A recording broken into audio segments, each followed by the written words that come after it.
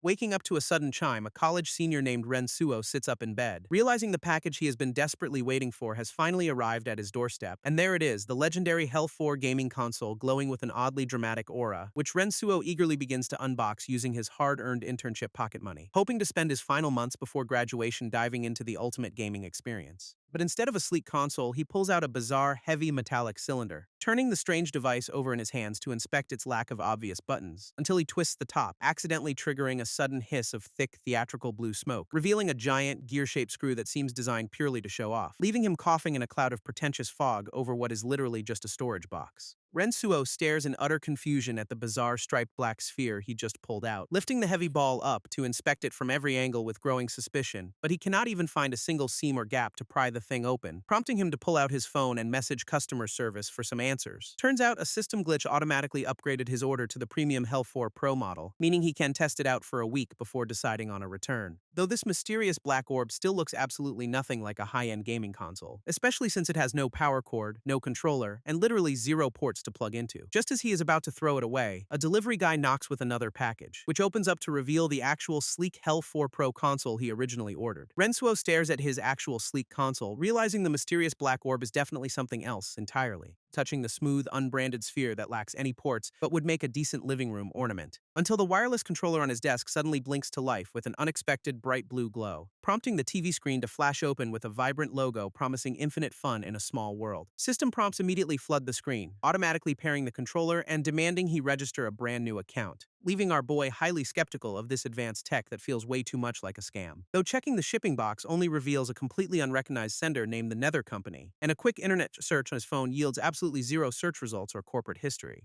Shrugging off the red flags, Rensuo boots up the game and prepares to type in a username, choosing the alias Ren Nether just to easily track who leaked his data when the spam emails inevitably start. Suddenly, the mysterious black orb shoots a blinding beam of light directly at our boy, registering his soul and physical data to lock him in as a level 1 player, before launching into a cosmic loading screen promising infinite fun in a small world. And surprisingly, the sleek interface actually looks pretty high-end for a sketchy bootleg console. Presented with two choices, he decides to ask the system what he should do next, which helpfully tells him to stop wasting time and check out the free weekly game, though he highly doubts a free game on this weird device is anything worth playing. But he navigates over to the store anyway, finding a basic search function alongside the freebie. Clicking search immediately triggers a system prompt calling him a broke loser with 0 merit points, leaving our boy absolutely fuming at how incredibly disrespectful this digital assistant is. Rensuo presses a button on his controller to select this month's free game, and a prompt pops up asking if he wants to download Hitman, which is perfect since his actual pre-ordered games are still on the way, launching a flashy intro screen showcasing a stylish, gun-toting assassin in action. This system notes this basic 1-star difficulty chapter will auto-delete in 14 hours. Our boy blinks in absolute surprise as the download finishes almost instantly. But then a sudden chilling realization hits him right out of nowhere. He never actually connected the sketchy black orb to his apartment's Wi-Fi. Shrugging it off, he boots the game and gasps at the hyper-realistic rainy street, realizing the mind-blowing graphics easily put every modern AAA masterpiece to shame. Rensuo happily notes that the game offers recommended characters to save him some setup trouble, and the default option turns out to be a tough-looking bald guy packing dual pistols, specifically the bald hitman, whose signature skill lets him manipulate time with bullet-time precision, while the locked clown hitman offers a shape-shifting skill that costs 30 merit points to unlock, followed by a badass demon hunter who slashes with a sword but also requires premium points. Since the bald assassin is the only free character, the choice is basically made for him, prompting our boy to lock in the freebie and spawn his character onto the rainy streets, though he quickly customizes the face to look local before taking full control of the avatar, only to immediately get accosted by a hostile drunkard, accusing him of trying to steal his liquor, who swings his bottle wildly while warning our hero not to even think about taking a sip. Rather than arguing, our boy delivers a swift chop to the drunkard's neck, leaving the loudmouth sleeping on the wet pavement while the main quest finally triggers, requiring him to infiltrate a high-class banquet inside the towering Gothic Blackthorn building, where wealthy guests are greeted by a small army of attentive bunny girl hostesses, making Rensuo realize that slipping past this tight security is going to be impossible. Sure enough, a hostess immediately stops his avatar at the door to demand an invitation, prompting a classic RPG choice menu with 4 wildly different ways to handle the situation. And since our boy is a cheapskate, he picks the free corporate manager lie, confidently claiming he just needs to grab some urgent documents from his office upstairs, only for the hostess to politely shut him down because the building closed hours ago. This hostess smugly shuts him down, claiming the entire building belongs to the elite Lamperouge family. triggering a massive failed attempt screen that leaves Rensuo staring in absolute disbelief. But he immediately restarts the level only for the hostess to call security on him, prompting a massive guard to grab our boy's avatar by the tie and issue a warning, which Rensuo counters by furiously mashing his controller to execute a flawless martial arts counter, slamming the overconfident guard onto the hard pavement with a bone-shattering crash, sending the second guard running for his life while screaming for backup on his radio, leaving our hero with a handy prompt to loot and dispose of the body. As Rensuo locks in his next move with the glowing controller, a sudden hardware scan notification pops up, leaving him completely frozen in sheer panic. This security squad immediately opens fire, riddling our boy's avatar with a barrage of lethal bullets, forcing the system to automatically reload the level back to the rainy alleyway. Rensuo rubs his chin, realizing he needs to systematically test every single dialogue option, starting with the classic excuse of claiming he simply left his invitation at home, which only prompts the hostess to demand photo verification, triggering another instant mission failure. Going loud by taking her hostage only results in the guards shooting right through her, while trying to bribe a high-end hostess with 5 measly bucks gets him immediately reported, leaving our boy facepalming on his couch as every single option leads to disaster. He realizes copying a guest's face with the premium clown hitman would work, but he's broke, and treating a hostage situation like a casual stroll is clearly not the winning strategy. Throwing a handful of cash at the bunny girls only makes them scramble like hungry pigeons, while sneaking around back reveals a heavily armed security squad ready to turn him into Swiss cheese, prompting Rensuo to formulate a brand new, slightly unhinged strategy to bypass the front gate, deliberately pestering the hostess again to bait 2 burly guards into escorting him down the dark alley, waiting until they are completely out of sight before unleashing a sudden lethal ambush. A devastating right hook lands squarely on the first guard's jaw, instantly knocking him cold, while the second guard panics and reaches for his radio to scream for urgent backup. But our boy's avatar intercepts him with a lightning-fast, bone-shattering kick to the chest, slamming the guard hard onto the wet pavement before he can even utter a single word, leaving Rensuo staring in absolute shock at how a single button press triggered such a complex combo. Confirming the prompt, our boy strips the unconscious guard to steal his tactical uniform, and now fully disguised, he confidently struts back toward the towering Gothic skyscraper. But the bunny girl hostess immediately stops him to ask where his partner went, prompting our boy to casually wave her off with a quick excuse about heading inside. Unfortunately, she instantly recognizes his voice is wrong and calls backup, getting him immediately gunned down. Back on his couch, Rensuo sighs and decides to try the back door instead, sneaking around the rear of the building to instantly knock out the first guard,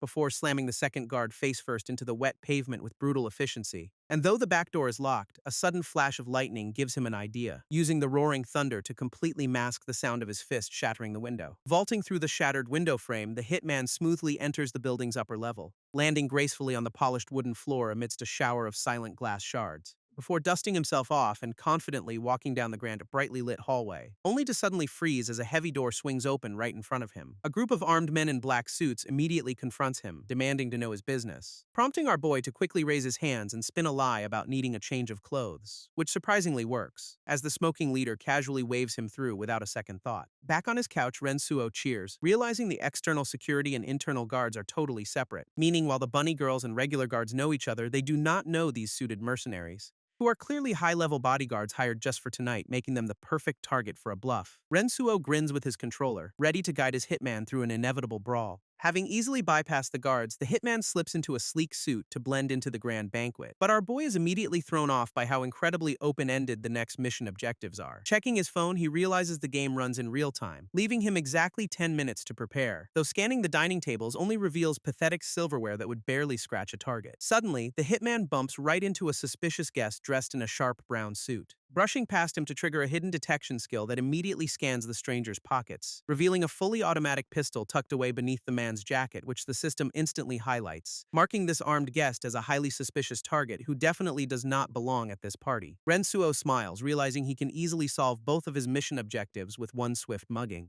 Getting close triggers a prompt requiring 7 seconds of absolute stillness to steal the weapon, but the suspicious guest immediately walks away, blending right back into the crowded banquet hall, forcing Rensuo to patiently tail him while waiting for the perfect moment to strike, until the target suddenly stops, turns around, and confronts our boy's avatar directly, demanding to know why he is being followed, instantly raising the suspicion meter to maximum, prompting the hitman to quickly bump into a nearby guest, spilling red wine everywhere, which sends the furious woman into a massive, loud tirade about his complete lack of manners, leaving Rensuo absolutely amazed by how incredibly realistic and dynamic these NPC reactions are. As a helpful waiter rushes over to clean up the mess and distract the angry crowd, our boy realizes he can just create his own opportunities instead of waiting around, Our boy's avatar deliberately bumps into the blue-suited guest, initiating his sneaky pickpocketing plan, causing the startled target to splash his red wine all over another nearby guest, which provides the perfect distraction for the hitman to finish the tense countdown, successfully pocketing a silenced pistol and plenty of ammo without anyone noticing. But before he can celebrate, a heavy hand suddenly clamps down on his shoulder, as the armed target holds him hostage and demands they step outside immediately, marching our boy's bound avatar straight out of the crowded banquet hall, while warning him to stop sticking his nose into dangerous elite business. Suddenly, a loud crash distracts the captor, triggering a prompt to counterattack, and Rensuo instantly slams his thumb down on the controller to strike.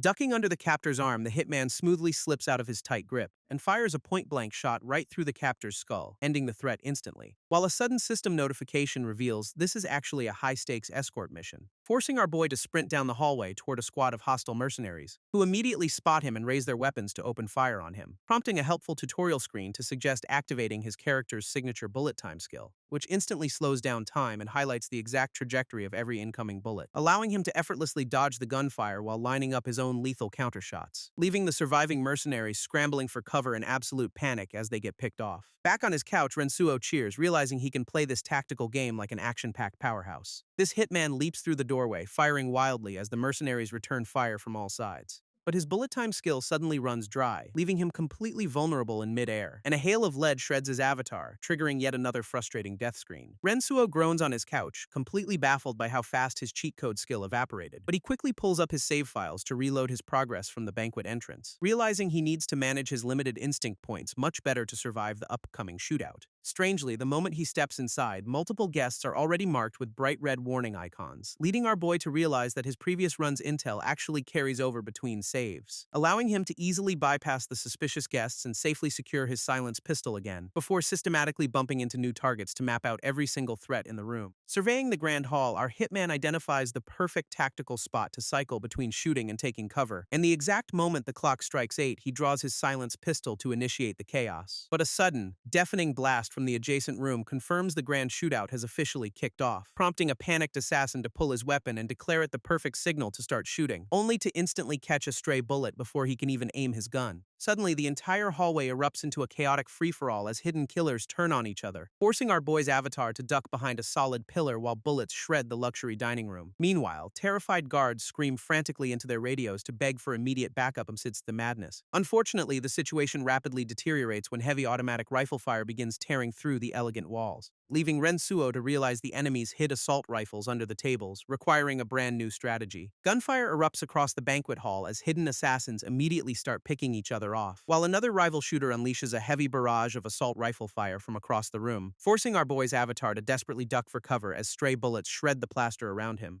But a sudden lethal burst of automatic fire catches him off guard, triggering another instant death screen. Back on his couch, Rensuo grins, absolutely thrilled to discover such high-tier weapons are up for grabs, and reloading his save file immediately highlights 15 targets along with the hidden weapon locations, allowing him to easily locate a powerful Steerog assault rifle hidden right under a dining table, which he smoothly retrieves with seconds to spare, ready to turn this stealth mission into a war zone. This moment the shooting starts, he unleashes absolute hell, shredding every single rival assassin in seconds, leaving a trail of bodies behind just as the heavy security team finally arrives to investigate the silence. Surrounded by armed security, our hitman faces a tense interrogation with a 10-second dialogue prompt. Rensuo carefully weighs his options, realizing the aggressive third choice is just begging for a fight. Selecting the second option, he smoothly claims he was hired specifically to protect the target, but the suspicious butler instantly orders his men to drag the hitman to the restrooms, where a swift chop to the neck knocks our boy's avatar completely unconscious. This sudden blackout triggers an instant mission failure, forcing a frustrated Rensuo to reload his save. Rewinding back to the exact same high-stakes interrogation with the armed security team, our boy decides to try the first option, claiming to be a devoted admirer of the lady, which actually makes the skeptical butler pause and sweat, questioning the hitman's sudden romantic devotion. An over-the-top declaration of love surprisingly works, earning him a spot on the frontline defense force. This butler warns that assassins have breached the lower levels and planted bombs, before a massive explosion suddenly tears through the upper floors of the skyscraper, prompting our hitman to leap into action, raining automatic gunfire down on the invaders. He shreds through the hostile forces before they can even prime their grenades, sliding across the floor to finish off the remaining squad with absolute precision. This display of raw skill leaves the old butler completely speechless and questioning his humanity. triggering a unique dialogue prompt that allows him to state his faction's name, which instantly blows Rensuo's mind as he realizes he can customize the text. Seeing his own default game ID, Ren Nether, pre-filled in the blue text box, so he scratches his head, determined to invent a faction name that sounds incredibly cool. Blurring the lines of reality, the hitman claims to be from a mysterious organization called Xiangong, which completely convinces the butler, who begs him to keep protecting the family for a massive reward. And with his new cover secured, our boy easily blasts through the remaining waves of assassins, until the police and military helicopters finally arrive outside to lock down the entire skyscraper. Realizing the gig is up, the surviving rival killers scramble to escape before the SWAT teams breach, leaving Rensuo sweating on his couch after 6 grueling hours of intense tactical gaming, only to face one final dialogue prompt offering a hilariously dramatic exit for his cool avatar. So he chooses the first option, letting the hitman deliver a cheesy farewell line while walking away, triggering the official mission complete screen, though the final score is an incredibly disappointing D grade. Rensuo stares in absolute disbelief, completely offended that his masterclass performance barely even passed. This system screen confirms the mission is accomplished, but with a pathetic, barely passing score, leaving Rensuo scratching his head in absolute confusion over what went wrong, until he scrolls down to see a massive list of point deductions for excessive property damage, which completely tanks his final score and leaves him staring in utter disbelief. Turns out, playing like a one-man army destroyed 80% of the game's intended storyline,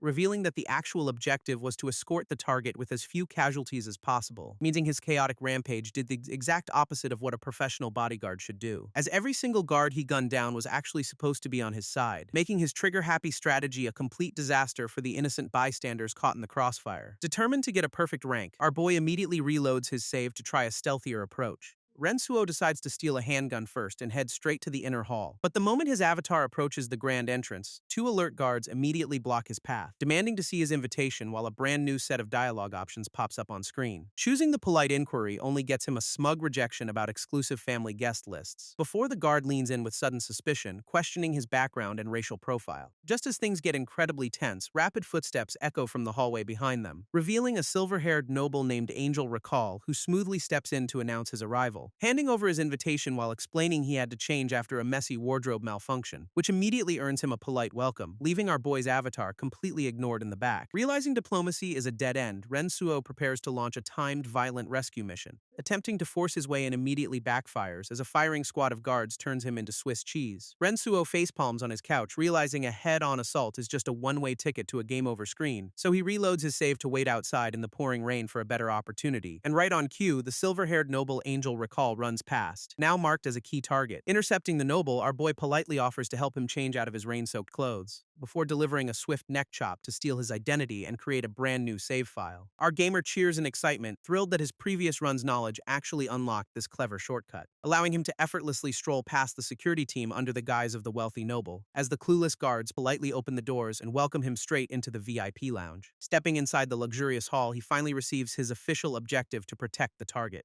Our disguised hitman smoothly approaches his target, laying on some incredibly thick, cheesy flattery, only to find 2 red-haired sisters sitting on the couch waiting for him, which leads to a painfully awkward silence as they just stare back blankly. Turns out, the older sister politely clarifies that the cheesy compliment was actually meant for her little sibling, leaving Rensuo completely frozen on his couch as his brain tries to process the mix-up, realizing the legendary target he was hired to protect is literally just a toddler holding a teddy bear. This hilarious revelation explains why the butler gave him such a disgusted look during his previous run, but our gamer can only smirk at how incredibly detailed this ridiculous game actually is. And after executing a flawless stealth run, he finally secures a spectacular 85-point extraordinary rating, allowing him to finally lean back and celebrate a perfectly executed, casualty-free rescue mission. This system screen confirms his upload is complete, rewarding him with 15 merit points and a treasure chest, and completely drained from the marathon gaming session, Rensuo immediately passes out on his couch. Meanwhile, in the real world, the foggy streets of England are buzzing with quiet activity, as a mysterious agent in a sharp suit tucks a sealed envelope into his pocket,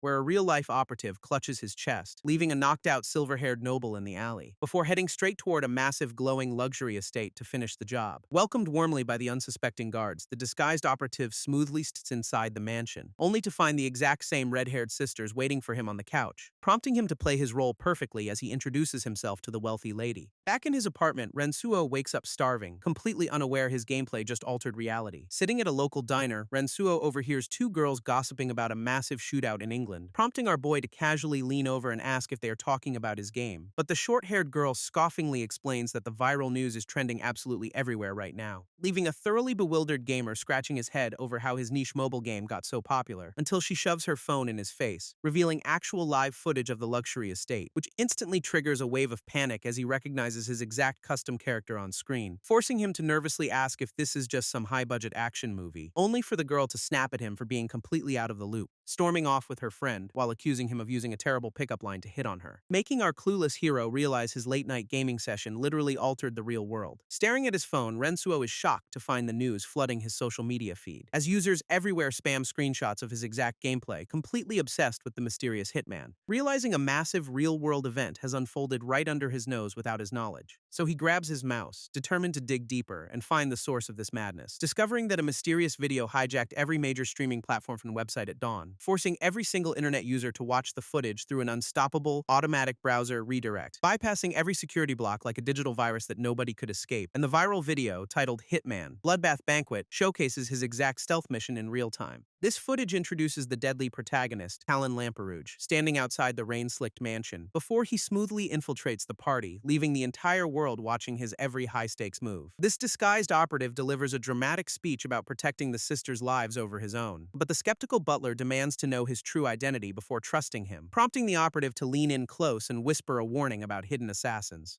pointing out two hostile killers disguised as waiters blending into the high-class crowd, while revealing that 13 more armed killers are pretending to be wealthy guests, which helps the butler spot the stiff postures and hidden weapons of the infiltrators, realizing a coordinated massacre is scheduled to launch in exactly 4 minutes. With the clock ticking down, our boy confidently claims to represent the mysterious Shandong organization, laying out a high-stakes tactical plan to neutralize the threats and seize their hidden rifles, as a stunned Rensuo watches his exact chaotic playthrough unfold with hyper-realistic graphics. Outside, the remaining assassins panic and scatter into the rainy night as police sirens draw closer. Inside the mansion, our cool operative calmly lowers his gun and declares the danger has passed, ignoring the butler's lingering worries as the older red-haired sister rushes forward to thank him, bowing deeply while promising that her wealthy family will reward his heroic intervention handsomely, which instantly prompts thirsty online viewers to pause the viral video on her low-cut dress, prompting her to offer him absolutely anything he desires in exchange for saving their lives. Smiling warmly, the hitman kneels down and gestures for the little toddler to step closer, while her older sister gently encourages the shy girl to thank their mysterious savior, only for our boy to pat her head and declare she is his only request, leaving the family utterly horrified while a choking Rensuo spits his food out in sheer panic. This comment section immediately explodes with hilarious accusations, calling his custom avatar a total felon, while the digital hitman delivers his final dramatic speech about protecting the young girl, before waving a cool farewell and vanishing into thin air to escape the police, leaving the wealthy family completely stunned as he literally dissolves into glowing blue particles. This viral video is taking over every major streaming site, sparking massive debates online, forcing a sweating Rensuo to finally accept that this footage is 100% real, as netizens have already verified that the mansion, the sisters, and the shootout actually happened, meaning our boy's late-night gaming session literally dictated real-world events with terrifying precision. But instead of panicking, he realizes this bizarre connection is actually a massive opportunity, so he sits back down on his couch and firmly grips his controller to start playing. Rensuo grips his controller tightly, wondering what kind of chaos his next move will unleash, as the game system welcomes him back and reminds him of his unopened rewards, shifting the scene back to the Grand Lamperouge family manor in foggy England, where butler Walter warmly welcomes a high-ranking guest he hasn't seen in years, revealing the stunning Mafala, who now works for the elite Victoria Intelligence Department, introducing herself to the red-haired sisters as she sits down to discuss the recent shootout, explaining that her newly established department is secretly investigating the mysterious incident, while the older sister, Yuffie, insists they have already shared everything they know. But Mafala reveals her true target is the legendary hitman who vanished without a trace, leaving the sisters wishing they could find their savior too, though he literally dissolved into thin air. Walter confirms that the mysterious hitman literally dissolved into thin air right before their eyes, and Mafala notes that multiple security cameras caught this impossible sci-fi-style vanishing act, proving that a highly sophisticated, massive organization must be backing his every perfect move, which makes Yuffie realize just how miraculously lucky they were to survive that day, especially since the hitman managed to protect everyone while remaining completely unscathed, leaving investigators baffled by how the entire event was recorded without any physical cameras. This leads Yuffie to wonder if this mysterious savior is actually something beyond human comprehension. But Mafala points out that his primary objective was clearly to protect the young toddler, prompting the older sister to ask what could possibly be so special about little Callan, only for the agent to reveal her suspicion that the toddler possesses a hidden supernatural talent. Hearing this, Yuffie looks completely stunned as she gazes down at her quiet little sister, while Mafala explains that elite nobles already know about these hidden supernatural abilities, prompting the older sister to guess that their savior must possess some sort of magical power, which the agent confirms by revealing that superpowered individuals called Transcendents have recently started appearing worldwide, making it her department's top-secret mission to track down and monitor these extraordinary beings. And though Yuffie doubts her tiny toddler sister could possibly be one of these powerful entities. Meanwhile, back in his apartment, Rensuo stares at his screen's locked one-star treasure chest, immediately pulling out his phone and offering to throw real cash at the game for keys, only to find the system is actually searching for keys in exchange for his merit points. But since it only charges him upon success, our gamer happily leaves the search running. Suddenly, Rensuo's phone starts ringing with an incredibly dramatic, poetic ringtone. He picks up to find Director Yi calling with an urgent last-minute request. Turns out he needs to rush over immediately for a mandatory medical examination. By 2:30 in the afternoon, the bright blue sky frames his destination, as our boy arrives at the sub-district office, dreaming of an easy, lazy career, only to run inside and greet the director who is already waiting for him. She quickly introduces him to two other fresh graduates joining their new work unit, before ushering the group outside to catch up with the rest of the team, chatting along the way about how unusually busy the local offices have been lately, until they arrive to find a massive, endless line of citizens waiting outside. Inside, a grumpy purple-haired guy tells them to grab their own forms and stop bothering him, prompting Rensuo to stare in confusion as his heart inexplicably starts fluttering for this random dude, which his glasses-wearing classmate immediately teases him about, joking that everyone is straight until the right guy appears. But their playful banter quickly dies down as they spot a massive line winding toward the blood testing station, causing the glasses-wearing classmate to freeze in absolute terror at the mere mention of a needle, clutching his stomach while desperately begging our boy to take the blood test in his place. Before Rensuo can even process this ridiculous bribe, two alert security guards lock eyes with them, shouting for the suspicious student to halt as he tries to make a run for it, only for the panicked classmate to spin around and blast the guards with glowing purple energy butterflies, leaving our hero completely speechless as he realizes his dorky classmate is actually a rogue transcendent. Realizing the police are already on their way, the panicked classmate desperately tries to escape, but the purple-haired agent calmly blocks his path, listing off every crime scene he left behind. Refusing to go down without a fight, the rogue student charges forward with his glowing energy, only for the agent to effortlessly dodge the attack and deliver a brutal gut punch, leaving the classmate completely unconscious on the floor while the agent declares the job finished. Turning around, the purple-haired agent spots our boy and casually waves him over for some help, ordering a bewildered Rensuo to start dragging the sleeping bodies out of the main hallway. Since the agent is clearly a high-ranking official, our hero decides it is best to obey, quietly dragging the heavy bodies away while admiring the high-quality elastic material of their tactical vests. Staring at Mo Xiaolong, the kid realizes this chaotic distraction is actually the perfect opportunity to strike. Crouching over his unconscious classmate, Rensuo is startled as a system notification suddenly pops up, before the purple-haired agent suddenly turns around and demands to know what he is doing, prompting our boy to quickly cover his tracks by pointing out the classmate's criminal status, wondering if the guy was just desperately trying to avoid a simple needle prick. This agent realizes the blood test would have instantly exposed the rogue student's supernatural abilities, which makes our hero wonder how the dorky classmate managed to knock everyone out. But the officer cryptically tells him that such information requires a much higher security clearance, until Director Yi suddenly rushes in to officially hand over the suspect to the State Security Bureau. Meanwhile, a glowing silver key materializes in Rensuo's digital inventory, confirming a successful acquisition, leaving our boy completely off the hook as the agent dismisses him as a harmless bystander. Rensuo casually excuses himself to finish his medical exam, leaving the agent completely baffled. But as they shake hands, a system notification warns that the target's key cannot be acquired yet, prompting the officer to dismiss him so they can clean up the unconscious student's mess, leaving our boy free to submit his paperwork and make a quick, quiet exit, though Director Yi warns him to stay in the city for the next few days, which he happily agrees to, knowing she just wants to keep him safe from any fallout. Back in his apartment, he fires up his console and claims a rare one-star sleep key, realizing this magical loot was directly extracted from his classmate's butterfly sleep ability, instantly using it to unlock his treasure chest in a brilliant burst of golden light, rewarding him with a sick combat skill that hilariously requires the user to be an upright ape. This system grants him a new one-star skill called Sweet Dreams for hypnotizing willing targets, prompting our boy to immediately equip this bizarre new ability onto his digital avatar, knowing that whatever skills his avatar equips will instantly transfer directly to his own body, which backfires immediately as a wave of intense burning pain shoots straight through his hand, proving he actually unlocked the combat skill, though his unathletic body is definitely not built for it. Deciding to test his luck elsewhere, he quickly swaps over to his newly acquired sleep ability, staring at his empty hands while wondering how on earth he is supposed to test it, until he decides to just casually wiggle his fingers in front of his own face, only for a strange rhythmic ringing to start echoing inside his own head, sending him into a deep accidental slumber that lasts all the way until the next afternoon.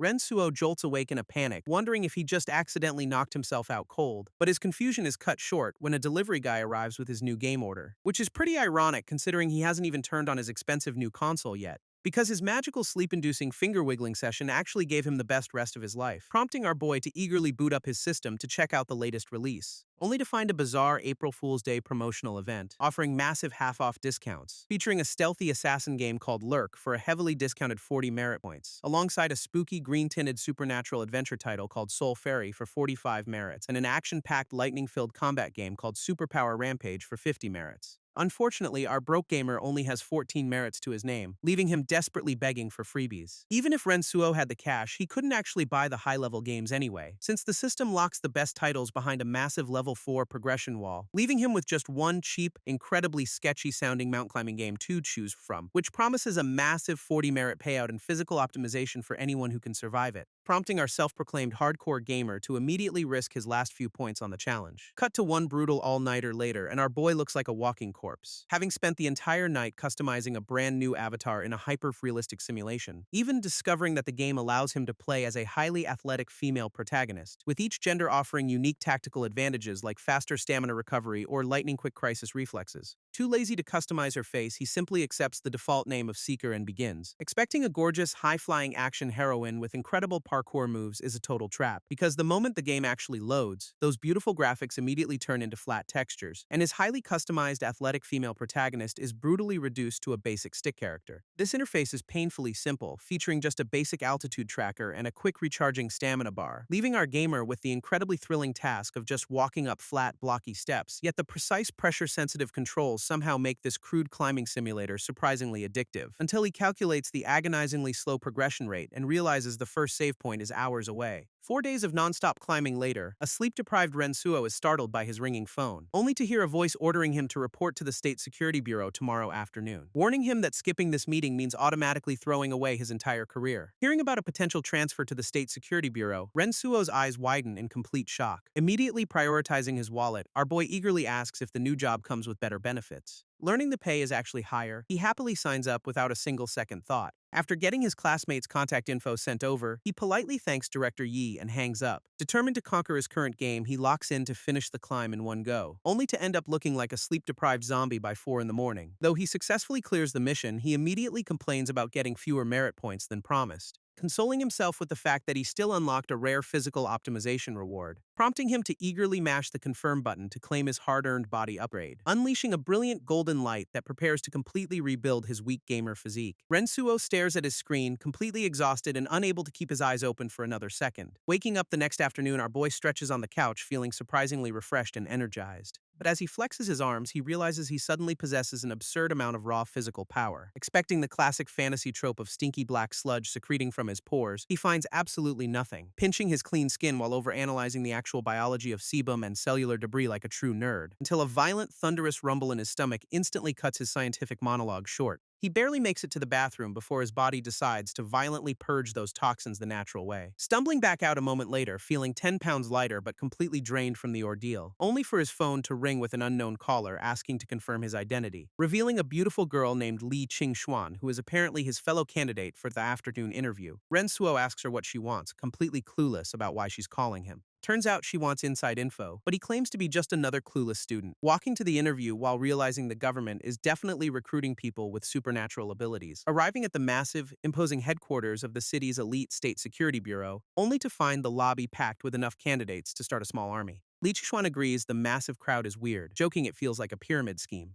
until a smug-looking guy approaches them, asking if they've heard the latest viral rumors, explaining that the government is actively scrubbing any real supernatural leaks from the internet, before introducing himself as Shiagansi, boasting about his high-level family connections, prompting Rensuo to slap his shoulder, declaring their rhyming names prove they share a legendary destiny. Intrigued by his gossip, Li Qingshuan asks the smug guy to elaborate on those viral rumors, recalling a viral video of street performers manipulating real ice and fire without any props, which Shiagansi claims is solid proof of real superpowers actively being covered up by the government, explaining that their upcoming interview is actually for a newly established, highly secretive government department, prompting our boy to instantly connect the dots back to those mysterious tactical vested agents, while the smug candidate explains that their medical exams secretly flagged them as slightly superhuman. Pulling out his phone, the well-connected guy eagerly offers to add them to his exclusive contact list, only for Rensuo to find himself instantly dragged into a hilariously named group chat, where the candidates can secretly trade valuable insider info to help each other survive the system. Our hero immediately flatters the guy's massive ego, making him feel like an absolute mastermind. Rensuo warns the smug guy that posting inappropriate jokes in the group chat means an instant ban, prompting the rich kid to nervously back down, realizing he cannot afford to lose such valuable connections. As the dejected gossip monger slinks away, Li Qingshuan quietly thanks our boy for handling the annoying chatterbox. But the relentless social climber immediately targets a stunning pink-haired girl nearby, trying his pickup lines again. She introduces herself as Chao Mu-yi, completely ignoring his smug attitude with a blank, innocent stare. Suddenly, Rensuo freezes as that familiar, heart-throbbing system sensation violently triggers inside his chest, while Shiagansi completely loses his mind over how incredibly soft, sweet, and cute she is, until a heavy hand suddenly slaps onto the pink-haired girl's shoulder, interrupting the flirtation, revealing Rensuo boldly sliding in to claim they share a legendary rhyming destiny together, leaving the poor girl staring back at him in absolute wide-eyed confusion. Shiagansi watches in utter disbelief as Rensuo shamelessly recycles his exact same pickup line, but the system drops a massive bombshell, requiring over 2 hours of continuous physical contact. Before he can even brainstorm a creepy excuse, a fleet of massive buses suddenly pulls up, leaving the confused crowd wondering if they are all being sent on some bizarre field trip, until a jacked, intimidating instructor named Yu Zhelong storms in and demands absolute silence. This entire lobby instantly goes dead quiet as the candidates nervously wait for instructions, only for the muscular instructor to mock them, asking if they are lining up for a firing squad, before roaring at the crowd to find out who dared to whisper a complaint, which naturally results in absolute pin-drop silence as nobody wants to be the first target, prompting him to announce a mandatory 5-day training camp with zero outside contact. Realizing why Director Yi told him to pack extra clothes, Rensuo ignores the complaining crowd, while several terrified candidates immediately forfeit their qualifications to board the waiting buses. But our boy eagerly hops in line, only to spot a very familiar purple-haired agent, instantly cornering the guy to demand answers about his previous question on knocking people unconscious, only for the agent to cryptically tell him he'll find out soon enough on Team 8. Stepping onto the bus with his new team assignment, Rensuo scans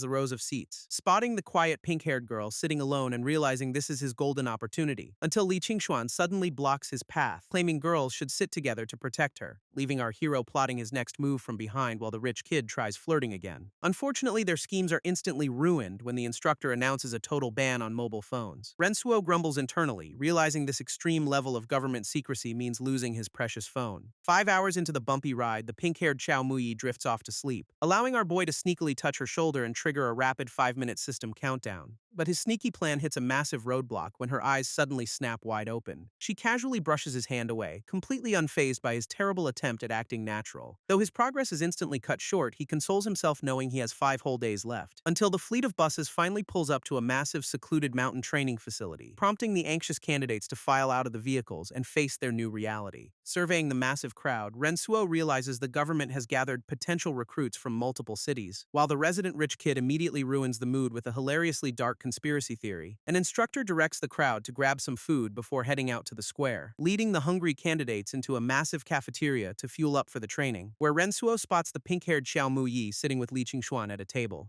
He immediately slides over with his tray, acting like this is some crazy, unplanned coincidence, plotting how to make her let her guard down so he can trigger that countdown. While Li Qingshuan complains about the sudden military training ruining her daily skincare routine, suddenly Chao Muyi chimes in, solemnly predicting this camp will completely change their lives, adding that this turning point might either elevate them or send them straight to the grave, leaving our boy completely speechless at her ability to instantly kill the dinner mood. By 8 in the evening, the candidates assemble on the dark field to face their fate. A stern instructor named Zhao Jing Hong introduces himself, laying down the brutal ground rules, demanding absolute obedience before leading the candidates toward the grand auditorium to answer their questions. But the patriotic shouting from a nearby candidate only makes Rensuo roll his eyes. ushering the massive crowd into the dimly lit auditorium to await the highly anticipated presentation. Sitting nearby, Shiegansi immediately senses something is deeply wrong with our hero's bizarre behavior, shivering in pure disgust as he notices Rensuo drooling like a lovesick puppy, because our boy is completely mesmerized by the handsome presenter standing on the stage, staring with wide, sparkling eyes while silently declaring this mysterious man to be absolutely extraordinary. While beautiful girls only make his heart flutter like a pair of startled little deer, this legendary man triggers a wild stampede of 10,000 charging horses inside his soul. Rensuo continues drooling over the presenter, prompting a disgusted Shigansi to slowly scoot away. This handsome presenter stands tall on the stage, demanding absolute silence from the packed auditorium. He introduces himself as Yu Kwang-tu, boasting about being the strongest second-stage cultivator in the province, explaining that words mean nothing without a real demonstration as fire sparks from his fist, before unleashing a massive roaring pillar of flame that shoots straight toward the ceiling, shaping the wild inferno into a colossal fireball hovering menacingly right above the stage,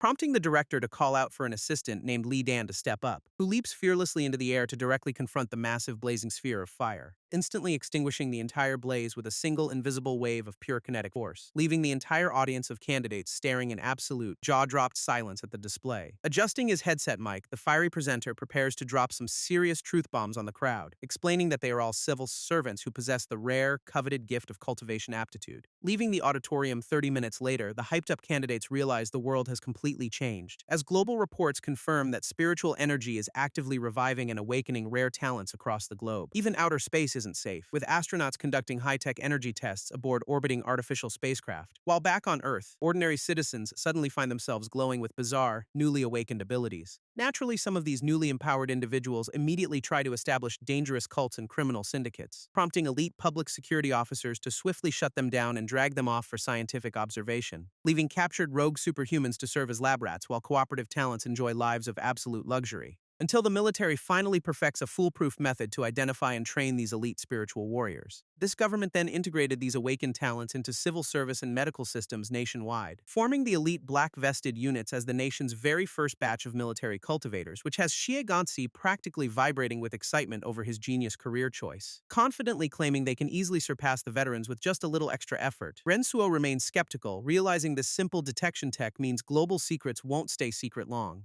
pointing out that massive nationwide training camps make information leaks absolutely inevitable for the government, prompting a friendly classmate to join their conversation and agree with his logical deduction, who introduces himself as Yuan Dong, eager to survive their upcoming squad training together. Meanwhile, our boy watches the girls bond, completely unable to find an opening to touch Qiao Mui's shoulder, leaving him to watch them head up to their strictly guarded, female-only dorm rooms. Bright and early the next morning, the trainees endure a brutal, throat-shredding roll call on the field, where the instructor reveals this ordinary-looking grass actually boasts triple the usual concentration of spiritual energy, prompting a clueless trainee to ask if the precious energy will simply float away without a roof, while another starts asking for hyper-specific coordinates, sending the instructor's blood pressure straight through the roof. Silencing the dumb questions, he demands absolute quiet to finally explain the basic cultivation method. But just as he begins his speech, a mysterious voice boldly heckles him to speak up, sending the hot-headed instructor into an absolute rage as he demands the culprit step forward, though he quickly realizes the strange voice actually echoed from somewhere high up in the sky. Refusing to let it slide, he issues one final, menacing warning for the prankster to confess, and since nobody steps forward, the entire squad gets hit with a collective push-up punishment. One brave trainee immediately stands up, calling the instructor incompetent for punishing the entire group. He argues that collective punishment is outdated nonsense since they all literally just met yesterday, demanding the hot-headed teacher either find the actual culprit or just teach the class normally, which instantly backfires as the furious instructor lunges forward to violently grab the outspoken kid. But Rensuo and Yuandang suddenly leap in, physically locking the instructor's arms mid-strike, calmly telling him there is absolutely no need to get physical over a few simple push-ups. This instructor grunts in shock, realizing these two rookies successfully suppressed his raw physical strength. Deciding to play it cool, he agrees to start their formal breathing and running training, warning them that even a single mistake in the breathing cycle will ruin their progress, before demonstrating the complex pattern of long and short breaths needed to generate a chi vortex. Having repeated the complex instructions 3 times, the muscular instructor barks at everyone to start practicing, warning the group that failing to form a chi vortex in 5 days proves they have zero actual talent, which leads to immediate exhaustion as the trainees realize they can't even complete a single breathing cycle, leaving even the most promising recruits collapsed on the grass and completely overwhelmed by the brutal physical toll. Seeing their pathetic progress, the disappointed instructor sighs before calling for Team 8 to assemble once more, mockingly admitting he overestimated their abilities and must now downgrade them to a much simpler basic technique. This sudden downgrade makes Shigeganshi realize the petty instructor is actively sabotaging them out of spite. But the ruthless teacher ignores their complaints and begins explaining the simplified breathing rhythm anyway, only to stop mid-sentence when he notices a very obvious, glaring empty space in their lineup, prompting the entire squad to turn around and spot Rensuo sprinting wildly along the running track. Rensuo lets out a heavy cough as he pushes his body to the absolute limit, exhaling a thick stream of white mist that proves he actually completed the advanced technique, leaving the stunned trainees watching in awe while the petty instructor waits for him to collapse. But our boy jogs back looking completely refreshed because the advanced technique actively restores his stamina, prompting the instructor to explain how high aptitude can make even basic techniques 10 times more effective, which immediately prompts a classmate to ask if they are talking about fantasy novel spirit roots, only for the teacher to clarify it is just physical constitution before Rensuo asks about testing,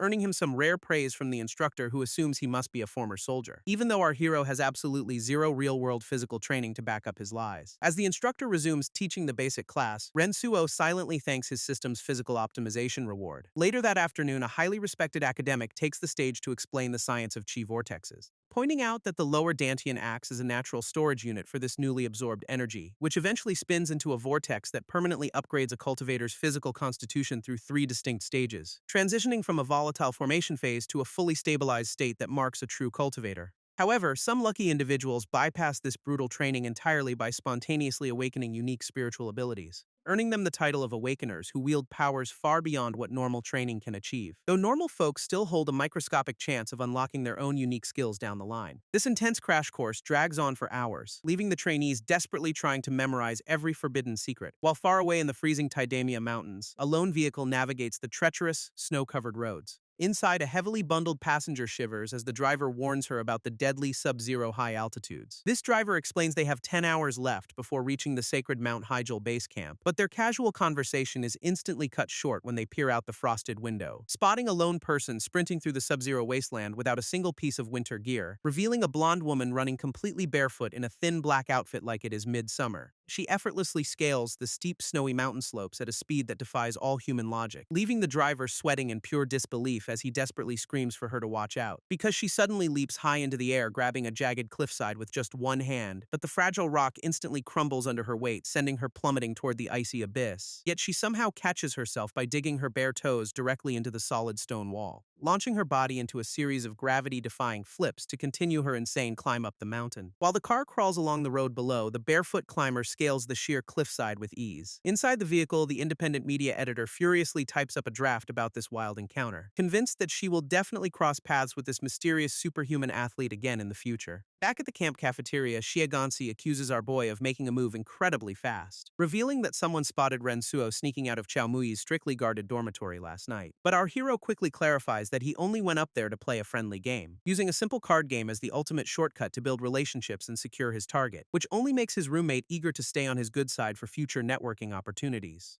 Over the next 3 days, the trainees test different sports to find their ideal cultivation rhythm, suddenly triggering their chi vortexes mid-game and sending glowing spiritual energy surging through their bodies. While the group pushes their limits on the track, Rensuo plays dumb about his instant success, spending his free nights playing cards with Xiao Muyi to quietly farm her affection points, but their peaceful routine is shattered on day 4 when they head into the cafeteria, finding a bizarre human wall of trainees blocking the entrance with absolute unbothered confidence. And before anyone can ask questions, a massive chaotic brawl erupts right in the doorway, until a sudden blinding explosion of pure fire blasts the entire crowd backward in seconds. Out of the smoke emerges a trainee completely engulfed in flames, his clothes entirely incinerated, prompting Xiao Muyi to realize this idiot just triggered a spontaneous, highly volatile spiritual awakening, which apparently grants him the incredible godlike superpower of public nudity in broad daylight, leaving the entire crowd backing away in absolute disgust as his majestic fire slowly fizzles out. Rensuo suddenly gets a weird heart-fluttering sensation, realizing his system is detecting a brand new key. Unfortunately, this sudden system notification freezes him dead in his tracks while everyone else scrambles away, confirming that the naked flaming awakener is indeed the target holding his next precious key, but the newly awakened fire user is clearly unstable, clutching his head as his power goes wild. Suddenly, a group of senior trainees charges into the chaotic cafeteria to handle the threat, desperately shouting at the burning rookie to calm down before the energy completely overrides his brain, which only makes him roar in fury as his spiritual flames explode with even greater intensity. prompting one of the seniors to lift a heavy metal table to physically subdue him, hurling the massive piece of furniture straight at the rampaging rookie with incredible force, slamming it directly into his face to knock some sense back into his burning skull. This senior trainees dogpile the flaming rookie, using their raw physical strength to suppress his wild energy. They slam face first onto the cafeteria floor, completely extinguishing his majestic naked fire show, leaving Rensuo to watch this awkward broad daylight wrestling match with a mix of secondhand embarrassment. Fortunately, the tired-looking senior with massive dark circles steps in to organize the cleanup crew, directing the trainees to carry the injured to the medical bay for some high-tech spiritual healing. Seizing his chance, our boy approaches the exhausted senior to casually strike up a friendly conversation,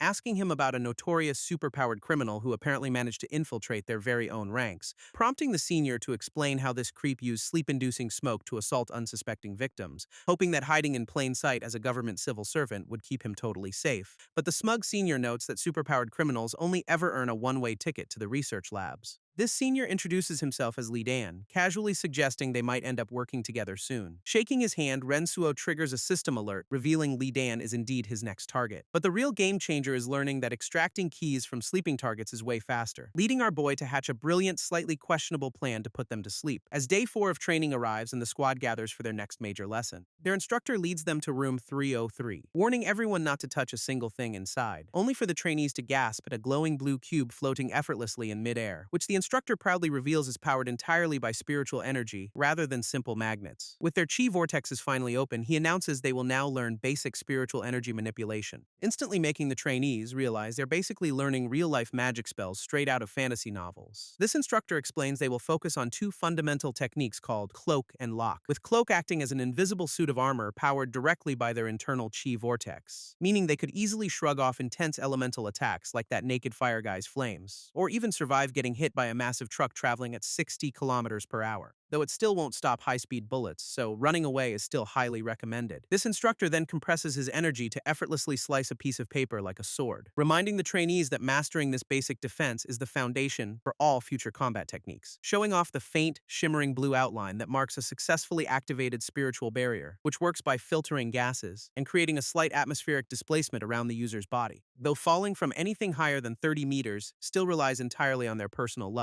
Next, the instructor introduces Lock, a handy technique designed to suppress an opponent's spiritual energy flow, explaining that the floating blue crystal in front of them is their ticket to mastering these skills, which basically gives them the power to subdue ordinary citizens without needing any actual weapons. Since these secrets can't be taught with words, the instructor points to his head, instructing Rensuo to hold the high-tech spell network device and circulate his chi, telling him to close his eyes and focus entirely on the crystal's internal guidance, prompting our boy to shut his eyes and dive deep into his own consciousness, only to find himself standing in a vast, pitch-black digital void with a single glowing light, where he spots a floating stone seed that feels strangely connected to his soul, but he is left scratching his head when absolutely nothing else happens in the void. A digital countdown echoes through the void, warning Rensuo that the system is about to initialize, and right on cue, a tiny spark of fire ignites in the darkness above his floating seed, followed by a dozen more flames popping up across the massive digital grid like a cosmic light show. Deciding he is safe for now, our boy watches his stone seed float calmly in front of him, only for the seed to suddenly burst into bright, crackling flames as his own avatar ignites, triggering a massive system announcement welcoming all the trainees to the legendary spell network, which prompts regional administrators across the country to ignite their own authentication flames, preparing the system to finally download the secret defensive techniques directly into their brains. Suddenly, a massive pillar of golden light pierces through the digital sky to initiate the transfer, sending a blazing torrent of raw spiritual energy crashing down right toward our waiting hero. As the download wraps up, Rensuo feels the defensive techniques permanently etching themselves into his brain, while the instructor watches his class of freshly minted super soldiers slowly open their eyes in awe. Stepping out of the classroom, the trainees brag about mastering complex magic without reading a single book, but Xiao Mui quickly rains on their parade by pointing out their severely depleted energy reserves, making the group realize this high-tech brain download actually runs on their own precious internal fuel, which means downloading a full textbook would probably drain a normal person completely dry, leaving them to joke about being stuck in the slow dial-up era of spiritual internet. Still, being the elite 1% of global cultivators makes the walk back feel pretty sweet, prompting our boy to pull Xiao Mui aside for a highly confidential private chat, earning them some incredibly smug, knowing looks from their classmates as they head off together. Finding a quiet spot, Rensuo suggests they handle their business right then and there, since his system confirms that touching her shoulder now takes less than an hour to extract her key. making today his absolute best shot before they get their phones back and go their separate ways. But he still needs a clever excuse to get her to fall asleep right in front of him. Before he can even speak, Xiao Muyi cuts in, stating she hates dragging things out, and delivers a swift, preemptive friend zone speech that leaves our boy completely stunned, his brain short-circuiting as he tries to process this sudden, unprovoked romantic rejection. While she bids him a polite farewell and walks away, leaving him standing there in total confusion. As he watches her speed off, he realizes she is moving so fast she leaves literal afterimages behind. Realizing his constant card-playing and friendly hovering made her think he was desperately hitting on her. Rensuo internally screams that he only wanted to knock her out, not date her, but his internal crisis is interrupted by a sudden, mocking laugh from the nearby grass, revealing the sleep-deprived senior Li Dan casually lounging under the shade of the trees. Our boy sits down to ask why on earth he is sleeping on the damp dirt, wondering if the standard-issue military dorm beds are simply too stiff for his liking, only for the senior to shoot down every logical excuse about roommates or outdoor fetishes, leaving them to debate whether severe insomnia or pure vanity is keeping him awake.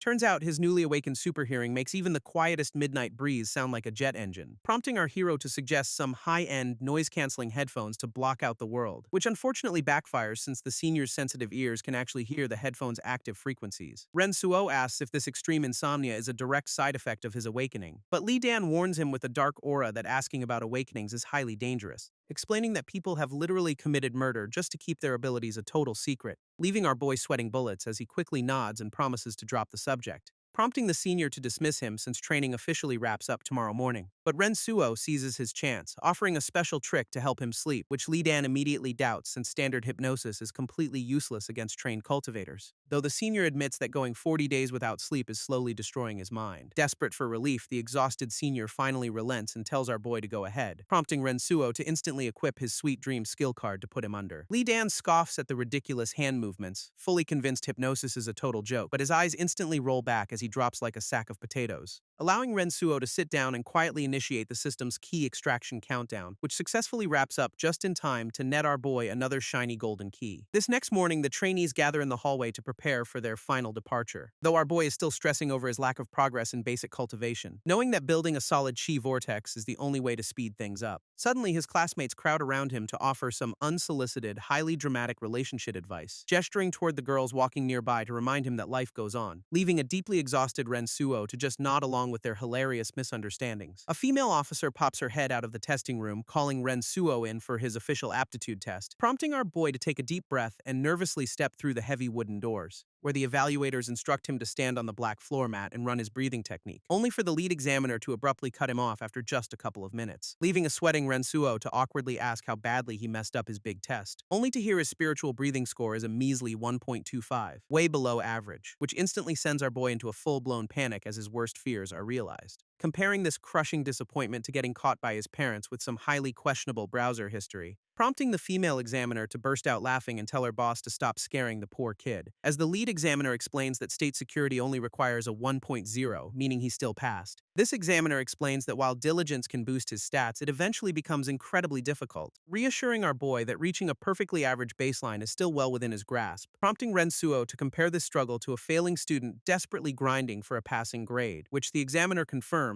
while reminding him that most people never even cross the baseline. After confirming his hometown, the evaluators officially dismiss him to go focus on his future cultivation, though they warn him not to expect any magical cheat items like rings containing ancient grandpas, while the female examiner jokingly tries to recruit him for her own understaffed regional department. Later at the cafeteria, the trainees celebrate their final free meal by loudly bragging about their scores, leading one dramatic guy to lament how his phone must be absolutely blowing up with unread messages, only for the pink-haired girl nearby to brutally remind him that nobody is actually texting him. After packing up their gear, the trainees finally board the buses to head back home, and Rensuo spots Xiao Muyi sitting alone, presenting the perfect opportunity to strike, reminding him that despite their awkward misunderstanding, they are still on decent terms, which means he just needs to sit nearby and trigger his sleeping spell again. But his classmates immediately ruin the plan by dragging him away to play cards. Meanwhile, another female trainee quickly slides into the empty seat right next to her, leaving our boy completely stranded with the guys as the bus fills up instantly, forcing him to sit there and listen to their endless, boring stories the entire ride.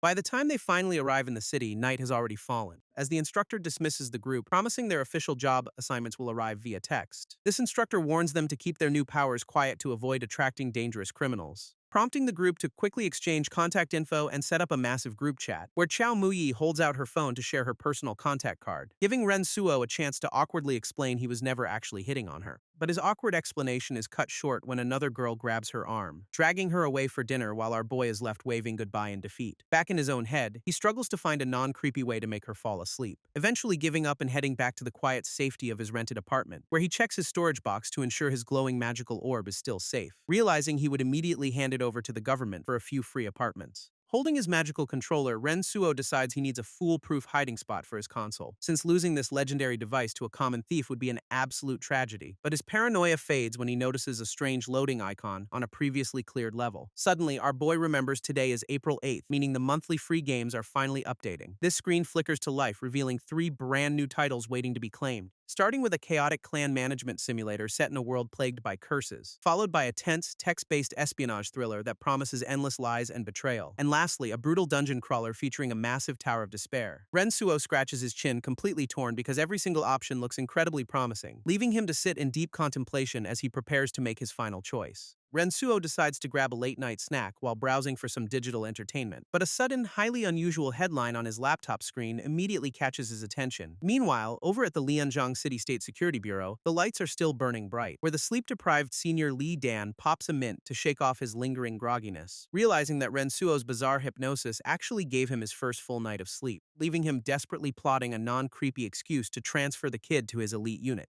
His thoughts are interrupted by an emergency meeting, making him wonder if a rogue awakened has struck, or if some massive global martial arts tournament is about to be announced, only to walk into a high-level briefing room packed with the department's top agents, as their commander reveals some massive, game-changing news straight from the highest levels of government. These agents leap from their seats in absolute shock, whispering about a mysterious message from their secret source organization, as the presenter points to a massive screen showing a brand new video uploaded by the legendary Ren Nizer, featuring a stunning blonde girl wandering through a lush forest on a popular video-sharing platform. Meanwhile, Rensuo stares at his laptop in utter disbelief, recognizing the exact title of his game, only to realize this massive 55-part documentary series has already racked up millions of views, leaving our boy sweating as he connects the timeline and realizes his virtual gameplay is manifesting in reality. This video begins with a breathtaking view of a towering snow-capped mountain surrounded by dense green forests, before zooming in on the blonde girl's bare foot, instantly triggering a wave of weirdly enthusiastic comments as she walks deeper into the woods, looking so incredibly realistic that viewers assume it is high-end CGI, while the internet instantly declares her their new wife, completely unaware of the world-changing secret she holds. Rensuo zeroes in on a specific bullet comment that points out a precise timestamp, showing the blonde girl crouching down in the grass as she prepares to spring forward, snatching a venomous snake right out of the air with lightning-fast reflexes, before casually tossing the reptile aside like it was nothing but a minor annoyance. Our boy scrolls down only to find the internet being its usual incredibly unhinged self, with millions of viewers already dissecting every single frame of her supernatural journey. Meanwhile, the Security Bureau's analysis confirms her physical build matches that of an ordinary human, prompting an agent to slam a frying pan onto the table to prove his point, explaining he only brought the kitchenware because his mom demanded a replacement for midnight snacks, leaving the exhausted team with hours of video homework to analyze before tomorrow's shift. Meanwhile, an investigator questions a hospitalized climber named Zhang He about his recent mountain expedition, who explains he desperately wanted to summit Mount Hyjal to honor his deceased first love, even though his oxygen supply had dwindled to a dangerously critical level during the climb, leaving the agent to ask why he would willingly risk his life for a mountain. This climber admits that giving up would have left him with a lifetime of bitter regret, but his near-death experience took a wild turn when a barefoot blonde girl literally leaped over him, sending a sweating Rensuo into absolute shock as he watches this insane testimonial. Realizing the viral video shows his game character effortlessly sprinting barefoot through dense, dangerous jungles, before she casually scales vertical icy cliffs without a single piece of safety gear, even politely declining help from heavily geared hikers who are completely baffled by her performance. This blonde girl casually strolls barefoot right through a high-altitude base camp, leaving onlookers completely stunned. Rensuo realizes the game's brutal cold debuff is actually manifesting as real-world frostbite and exhaustion, as she tackles near vertical cliffs that would make professional mountaineers instantly regret their life choices, scaling thousands of meters of sheer ice with nothing but her bare hands and feet. Even the bone-chilling mountain winds can't seem to slow down her relentless barefoot ascent, prompting her to make blind, death-defying leaps across massive chasms in the pitch-black night, where her body heat literally vaporizes the ice while she grabs fragile, shattering icicles to climb. While internet skeptics scream fake, our boy remembers dying thousands of times to pave this path. Realizing every single real-world obstacle matches the exact platforming mechanics he struggled to clear. Finally reaching the fourth camp, she kneels down to grab some abandoned oxygen gear for her final push. Rensuo remembers spending his precious merit points on an oxygen cylinder and rope in-game, which explains why she's currently sprinting up a 10,000-meter peak with heavy gear, scaling near vertical ice walls with just one hand while casually clutching a massive oxygen tank, performing a casual handstand on a jagged cliff edge just to show off her god-tier balance, before she eventually spots another group of heavily geared climbers struggling further up the trail. Back in the hospital, Jonghae explains his team was only 2 hours from the summit, but his empty oxygen tank and severe hypoxia meant he was basically walking to his grave, accepting his grim fate as his brain slowly began shutting down from the freezing altitude, until a bizarre rhythmic thudding sound suddenly echoed from the snowy slopes right behind him, forcing him to look down in absolute disbelief as a barefoot girl literally sprinted past. This shocked climber stares down as the barefoot girl casually scales the sheer vertical cliff, gasping for air as his empty oxygen mask becomes completely useless in the freezing altitude.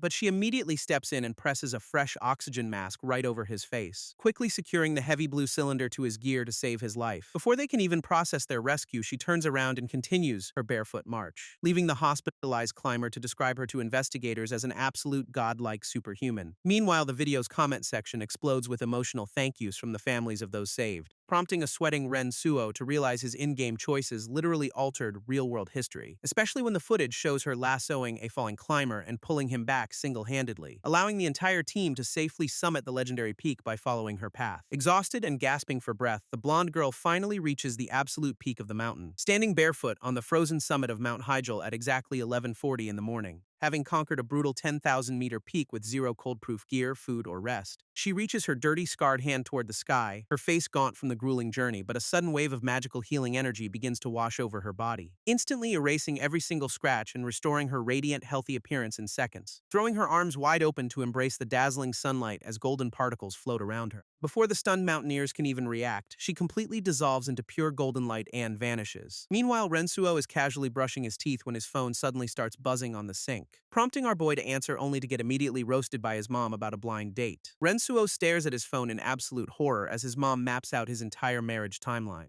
But his panic shifts to a sudden realization that he completely forgot to mention his new cultivation powers, remembering his instructor's lesson that sharing the basic techniques is actually allowed since only geniuses can pull it off. So he decides to test his own chi vortex to see if his family truly bred a prodigy, only to gasp in sheer shock as a sudden massive surge of energy floods his body. Realizing his spiritual energy absorption speed has skyrocketed, officially cementing his status as a true cultivator, he facepalms on the couch, deeply humbled by how terrifyingly strong the actual high-tier geniuses must be. And after an hour of intense training, the quiet apartment is suddenly interrupted by a buzzing sound, prompting our boy to look down at his phone vibrating wildly on the wooden floor. This screen displays an official acceptance letter from the State Security Bureau, leaving him completely speechless. Ren Suo sighs as his fellow trainees complain about being rushed back to work. Meanwhile, the Security Bureau commander calls a sudden meeting to review some highly classified documents, leaving one of the top agents completely stunned by the incredibly rushed timeline, as the commander explains that the government is aggressively fast-tracking their national screening plan. Since they are severely short-staffed, every single active cultivator is being drafted into immediate service, especially now that the viral mountain climbing video has officially blown their cover to the public, forcing the entire world to finally accept that their reality has permanently changed. While previous supernatural events were easily dismissed as CGI,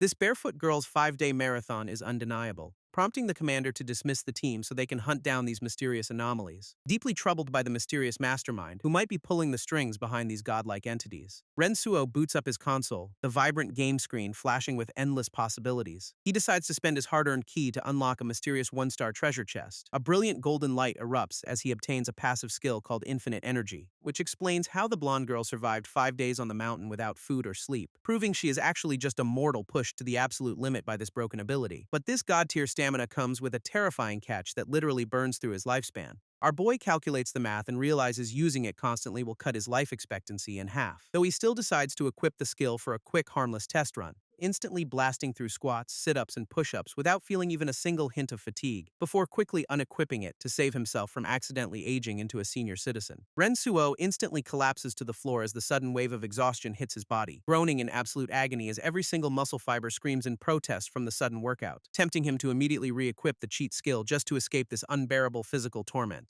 but he quickly grabs his own hand to stop himself from making a terrible mistake, realizing that relying on this instant pain relief would trap him in a deadly, life-shortening loop. Since he prefers living a long life, he decides to keep the skill strictly for emergencies, leaving him to suffer through 10 agonizing minutes on the couch until his body finally recovers, before he eagerly picks up his controller to dive into the next virtual adventure, where 3 intriguing free titles are currently waiting for him to make his final choice. Ultimately, our boy locks in the martial arts title, ready to face whatever wild challenges await. This game loads up a 2-star difficulty chapter titled Over My Dead Body, dropping us into the late Eastern Han Dynasty where a tyrant burned cities to rubble, reminding us of Emperor Guangwu, who once used meteor magic to seal away every demon. But now those sacred imperial tombs are destroyed, causing spiritual energy to flood the plains, meaning the ancient, red-eyed demonic chaos is officially on the verge of a massive comeback. While ordinary heroes gain cool lightning powers to fight back against this rising darkness, this clever emperor had actually placed 3 bloodline shackles on his champion's descendants, binding them with glowing chains to ensure they never abuse their power or neglect their duty, leaving a prompt on the screen asking the player to name the current family head. Rensuo strokes his chin, desperately trying to cook up a name that sounds incredibly badass. Rensuo enters his own surname, spawning 3 brothers standing in a massive family graveyard. This eldest brother, Ren Wuxing, tells his sobbing siblings they must step up and finish their mission. But the youngest brother, Ren Feifan, collapses in tears, questioning why their entire family died so tragically. Ren Changsheng explains their cursed bloodline grants them god-tier talent, but carries a devastating, fatal catch, revealing that the moment they hit age 24, their bodies will literally explode into pure energy, leaving the youngest brother completely horrified to learn none of them will survive past 24. Retreating to the massive Ren family estate, the surviving trio tries to plan their next move, realizing their awakened bloodline has flooded their minds with ancient, inherited memories and martial secrets, including the legendary history of the champion Marquise, who conquered the world with this same god-tier talent. Now, they must fulfill 3 impossible tasks to break the shackles and restore the Han Dynasty. Ren Chongsheng questions how their curse triggered when they strictly followed every single ancestral rule,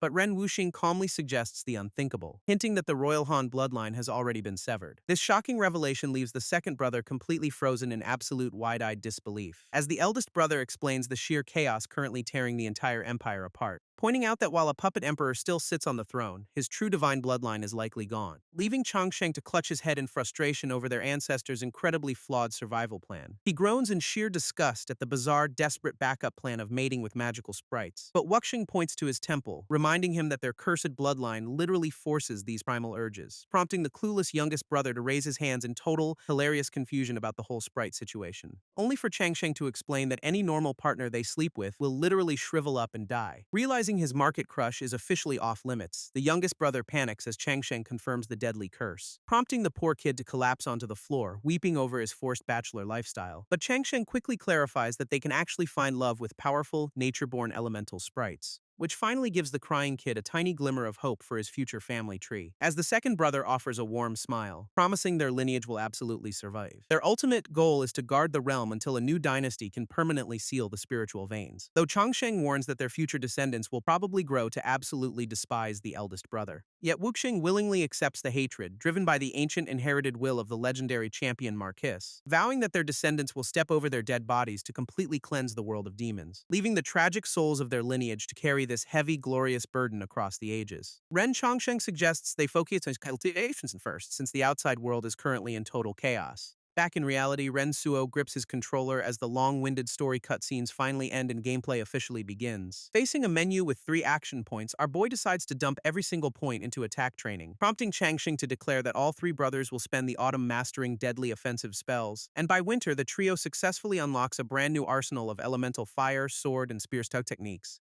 But their training session is suddenly interrupted when a servant announces the arrival of a mysterious, uninvited guest. A cute, pointy-eared earth spirit rushes inside, desperately begging the brothers to save her valley from invading demonic soldiers, explaining that a massive wave of murderous spirits has officially crossed the border to terrorize her peaceful homeland. But Changsheng immediately hits her with some cold, pragmatic logic, demanding to know what they get in return, leaving the poor spirit completely empty-handed and blushing as she admits she has absolutely nothing of value to offer. Changsheng bluntly asks if she is willing to offer her body as repayment to continue their bloodline. This shocked earth spirit warns him that any offspring they produce will die before reaching age 30. Suddenly, she gasps in realization, asking if the 3 brothers actually possess legendary innate Dao bodies, She explains that these divine bodies require spiritual union with sprites just to leave behind an heir. Placing a hand on her chest, she admits that helping them is not entirely impossible, but she needs a massive hoard of spiritual energy crystals to act as a safe vessel. Otherwise, the intense process will drain her life force and force her into a century-long slumber. Summoning a glowing green gem, she explains how these rare crystals condense from pure spiritual veins. And when Chang Sheng asks about bypassing the payment, she firmly reminds him that spirits never submit. Walking away, she tells them to bring the crystals to her valley before the demons destroy everything. Realizing they can't just force the spirit to cooperate, the brothers watch her walk away. Rensuo realizes his first major game quest is literally to secure a bloodline heir. Our boy dispatches the eldest and youngest brothers on an expedition with a few rations, leaving the second brother back at the estate to focus entirely on his solo cultivation. As the duo enters the woods, Rensuo blindly picks a path through the dense forest, only for a massive roaring tiger to suddenly leap down from the canopy to attack. But the youngest brother immediately panics and runs away, leaving his sibling to fight alone, which ends up being a total joke when Wuxing effortlessly slices the beast in half, prompting the eldest brother to smack the coward's head while harvesting some fresh tiger meat. Continuing down the road, the coward finally finds his courage to help fight off wild bears. Entering the Taibai plain, the duo spots a terrified girl fleeing from creepy red-eyed ghost soldiers, but the youngest brother immediately grabs her and runs, leaving Wuxing to handle the rest. Rensuo realizes the gameplay has suddenly transitioned into a classic grid-based tactical RPG,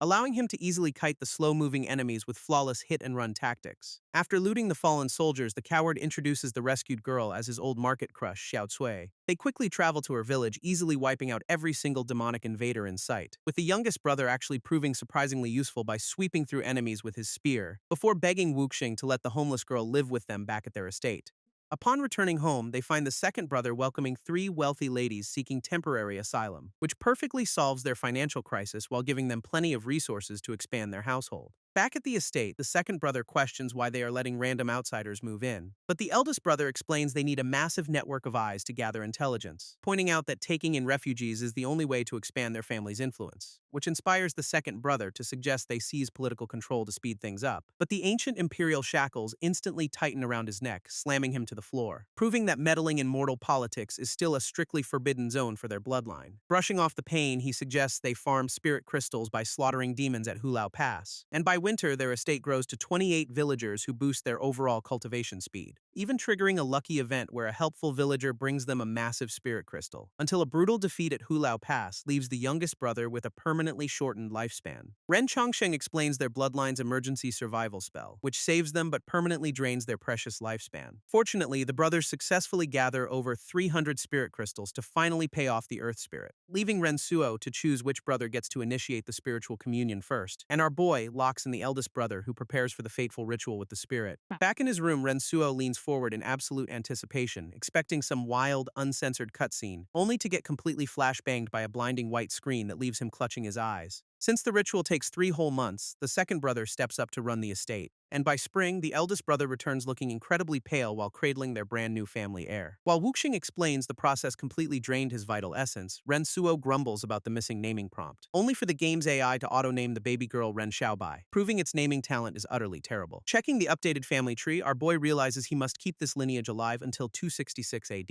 Deciding to boost Wuxing's scout stats, Rensuo unlocks a mysterious aura on the map during a summer expedition, which leads the brothers straight to a massive water vortex where a stunning new lake sprite emerges, introducing herself as Lingbo before begging the boys to slay a powerful demon terrorizing her waters. And thanks to those newly upgraded scout points, the map instantly reveals the demon's exact location and difficulty level. Unfortunately, marrying this water goddess costs a whopping 1,000 crystals, making our gamer scream in financial agony, forcing him to carefully study the game's 6 core attributes to optimize his resource farming efficiency, though he admits the deep tactical mechanics are actually making this playthrough incredibly fun to play. Sending his squad to the war-torn Shu province, our boy prepares to raid a historically brutal battlefield, where the brothers successfully slay a giant 6-armed corpse demon to secure a massive haul of loot. Looking at the slain corpse, Ren Feifan wonders why so many innocent commoners turned into bloodthirsty demons, prompting Ren Wuxing to explain how intense resentment and surging spiritual energy corrupt different souls. But the youngest brother remains deeply traumatized by the sheer cruelty of Cao Cao's brutal massacres, while the eldest brother calmly justifies the slaughter as a calculated military tactic to force surrender. Sensing his siblings' growing resentment, Rensuo immediately realizes this emotional kid is about to do something incredibly stupid, and right on cue, a system notification pops up announcing that Ren Feifan has officially abandoned the party, leaving our gamer completely stranded without his only reliable melee tank to absorb incoming enemy damage.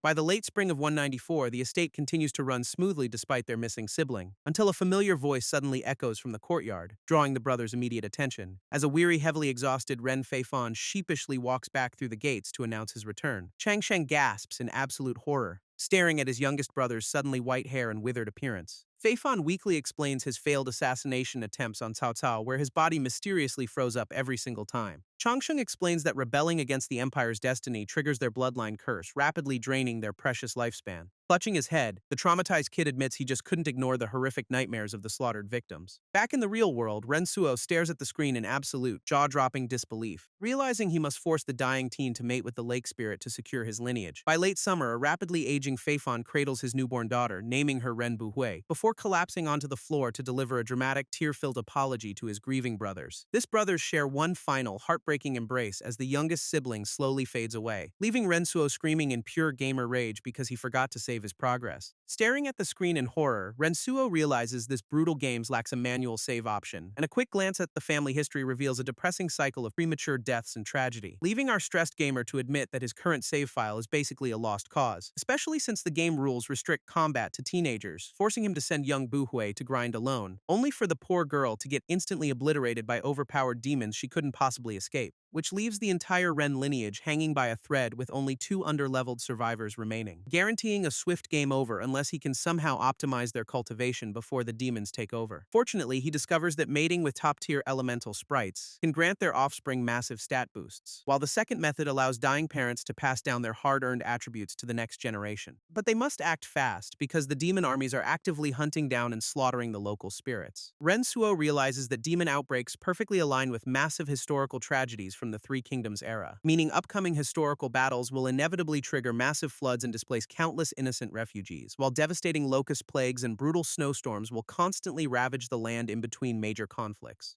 creating a literal ghost realm packed with endless waves of high-level demonic monsters to farm. Having fully analyzed the game's historical timeline, our boy prepares to restart his disastrous playthrough. But his gaming session is suddenly interrupted by an official recruitment call from the government, who offer him exclusive access to a state-of-the-art cultivation facility in exchange for his immediate service, prompting him to quickly optimize his equipped real-world skills before heading out into the dangerous streets, only to discover a hidden second page on his character profile that he completely overlooked, revealing he can actually inherit the overpowered abilities of his deceased in-game ancestors to crush reality. Arriving at the massive State Security Bureau, Rensuo prepares to step into his new government-sanctioned life, and a sharp-looking guide leads him down the corridor to meet his new squad captain, who turns out to be a burly guy buried behind a mountain of messy office paperwork, immediately complaining about being short-handed despite the Bureau having hundreds of active agents on standby. Introducing him as Captain Yu Zilong, the guide tells our boy to grab his official contract, prompting the frantic captain to rummage through a chaotic pile of folders to find the paperwork. Staring at the contract, Rensuo is absolutely stunned by the insanely generous salary and benefits, though he quickly notices the document completely lacks any mention of that exclusive cultivation facility, which the captain explains is linked to a physical ID card he almost lost yesterday. Reading the heavy responsibilities printed on the cover, Rensuo finally realizes the true weight of his new position.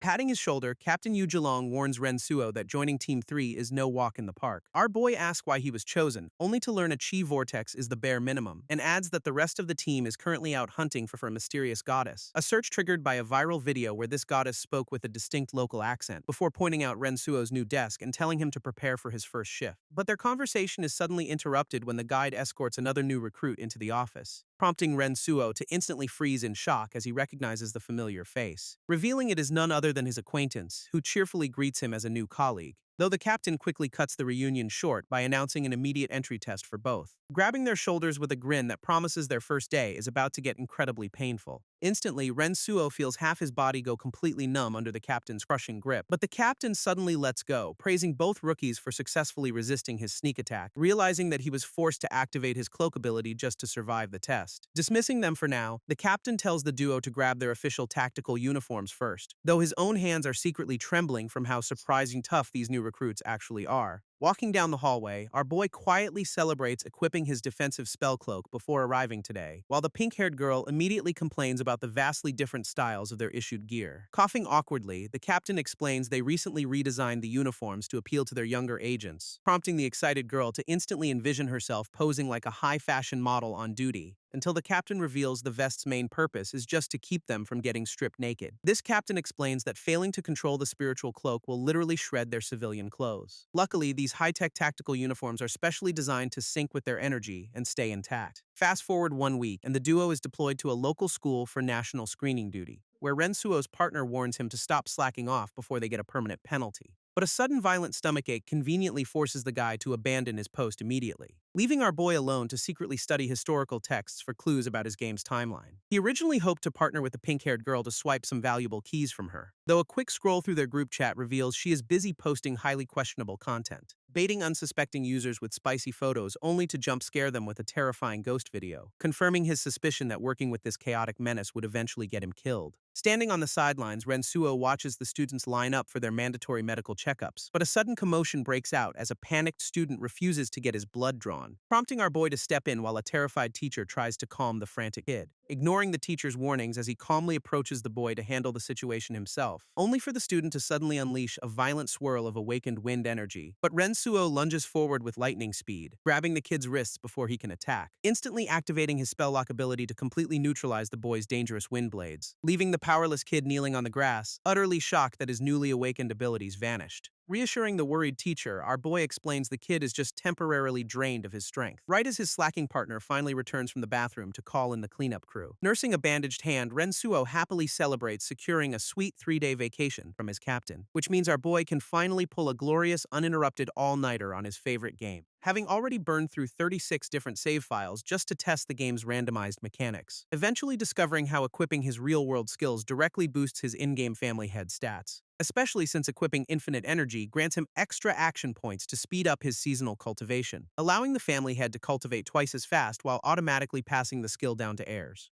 creating an absolute powerhouse heir whose base attributes completely dwarf the rest of the clan. Even better, performing a spiritual union with a sprite now guarantees a double-hit baby jackpot every time. But even with these overpowered cheats, a massive plague in the Central Plains triggers a terrifying demon surge, spawning endless waves of high-level flame demons that threaten to completely wipe out his entire lineage. Even after sacrificing almost every disciple, the flame demon still breached the Ren family's main base. And to make matters worse, young Ren Jingza decides he wants to go on a suicide mission, prompting his mother Ren Ying to threaten to break his legs before letting him throw his life away, which she immediately does, leaving the kid completely hospitalized but thankfully safe from his own stupidity. Looking at the family tree, Rensuo realizes only 5 tragic survivors remain from dozens of generations, since his previous ancestors kept dying in the most absurd ways, like getting seduced by legendary beauties, or launching hopeless assassination plots against the most heavily guarded warlords in the entire land, leaving him to rely on Ren Ying's rare shield form to carry the clan's defense, which is just one of 5 unique melee combat styles his characters can randomly inherit.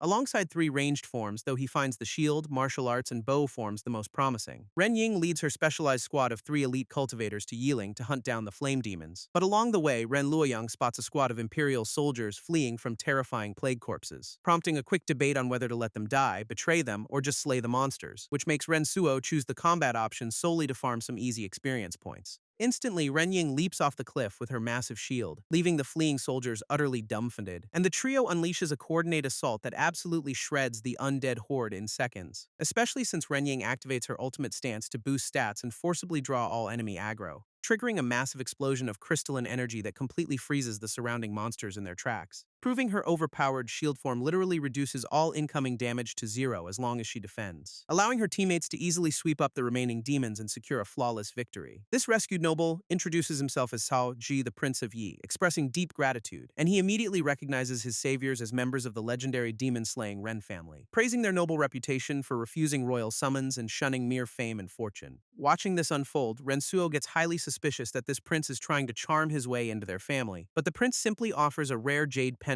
which instantly unlocks the exact location of the goddess of Luo, revealing that children born from unions with actual deities possess absolutely unparalleled natural talents. Unfortunately, the local Yiling blazing evil ghosts possess a passive trait that constantly shreds their enemies' defense, completely countering Ren Ying's shield stance and forcing her small squad into a desperate, flaming retreat, leaving 2 of his main cultivators severely injured with their lifespans rapidly ticking down, which forces Rensuo to look at the family tree to plan his next desperate move. Realizing his current save file is on the verge of entering a disastrous, irreversible loop, Rensuo panics, deciding to immediately test the mysterious goddess of Luo Jade pendant before his entire run is ruined, only to discover that summoning this deity actually requires sacrificing one of his own living family members, which summons the majestic water goddess Mi-Fei directly onto the battlefield to answer his call, prompting our boy to offer up his own family head for a high-stakes spiritual union, initiating a glowing, intimate ritual that binds their souls together to create the ultimate lineage, shifting the scene to the serene waters of the Luo River where their divine offspring is born, revealing a newborn baby girl named Ren Ying who possesses a shockingly brief lifespan of 23 years. But her inherited stats and passive traits make her completely immune to both fire and water damage, leaving Ren Sasuo absolutely ecstatic that his new one-year-old cheat character can single-handedly save the clan. Reborn directly inside the water goddess's body, the family head realizes he survived the ultimate sacrifice. And with this overpowered one-year-old divine child, Rensuo feels closer than ever to beating the game. But surviving until the end of the Three Kingdoms era in 263 won't be easy, especially with historical campaigns and massive wars waiting to tear the entire land apart, leaving our boy to suspect even legendary historical leaders might turn into terrifying zombie bosses. Still, he is confident his newly upgraded bloodline can survive long enough to establish a new dynasty, deciding to grab a quick late-night snack to fuel his final push toward victory. But his peaceful snack break is instantly ruined by a bizarre notification on his phone, revealing a viral video in his group chat claiming to teach normal citizens how to awaken superpowers, prompting every single member to instantly spam legal disclaimers to avoid getting arrested by the government. Rensuo taps play on a viral video featuring a guy in a gray hoodie on a high balcony. This self-proclaimed martial artist introduces himself as Li Le, immediately diving into crazy theories about awakening latent superpowers, arguing that the viral mountain-climbing girl shouldn't be called a goddess, but rather a seeker of truth, passionately clenching his fist as he explains how she conquered nature to witness the ultimate Tao. Turning around, he claims this mysterious seeker is actually just an ordinary human who pushed past her limits, before suddenly leaping off the high-rise balcony to demonstrate his own reckless pursuit of power, landing perfectly on a narrow railing to teach his viewers the secret to unlocking their inner potential, throwing rapid punches while explaining how a terminal illness forced him to seek extraordinary strength. Unleashing a high kick, he recounts witnessing a real-life superhuman that inspired his dangerous training regime, which apparently worked since his fist suddenly glows with actual golden energy as he charges forward. Showing off his glowing hand, Li Le proudly names his newly awakened superpower Bronze Scales. He takes a few quick steps backward to prepare for his next mind-boggling demonstration, pointing toward a perfectly normal motorcycle parked right in the middle of the rooftop, before suddenly grabbing the heavy vehicle with his bare, glowing hands to prove his point.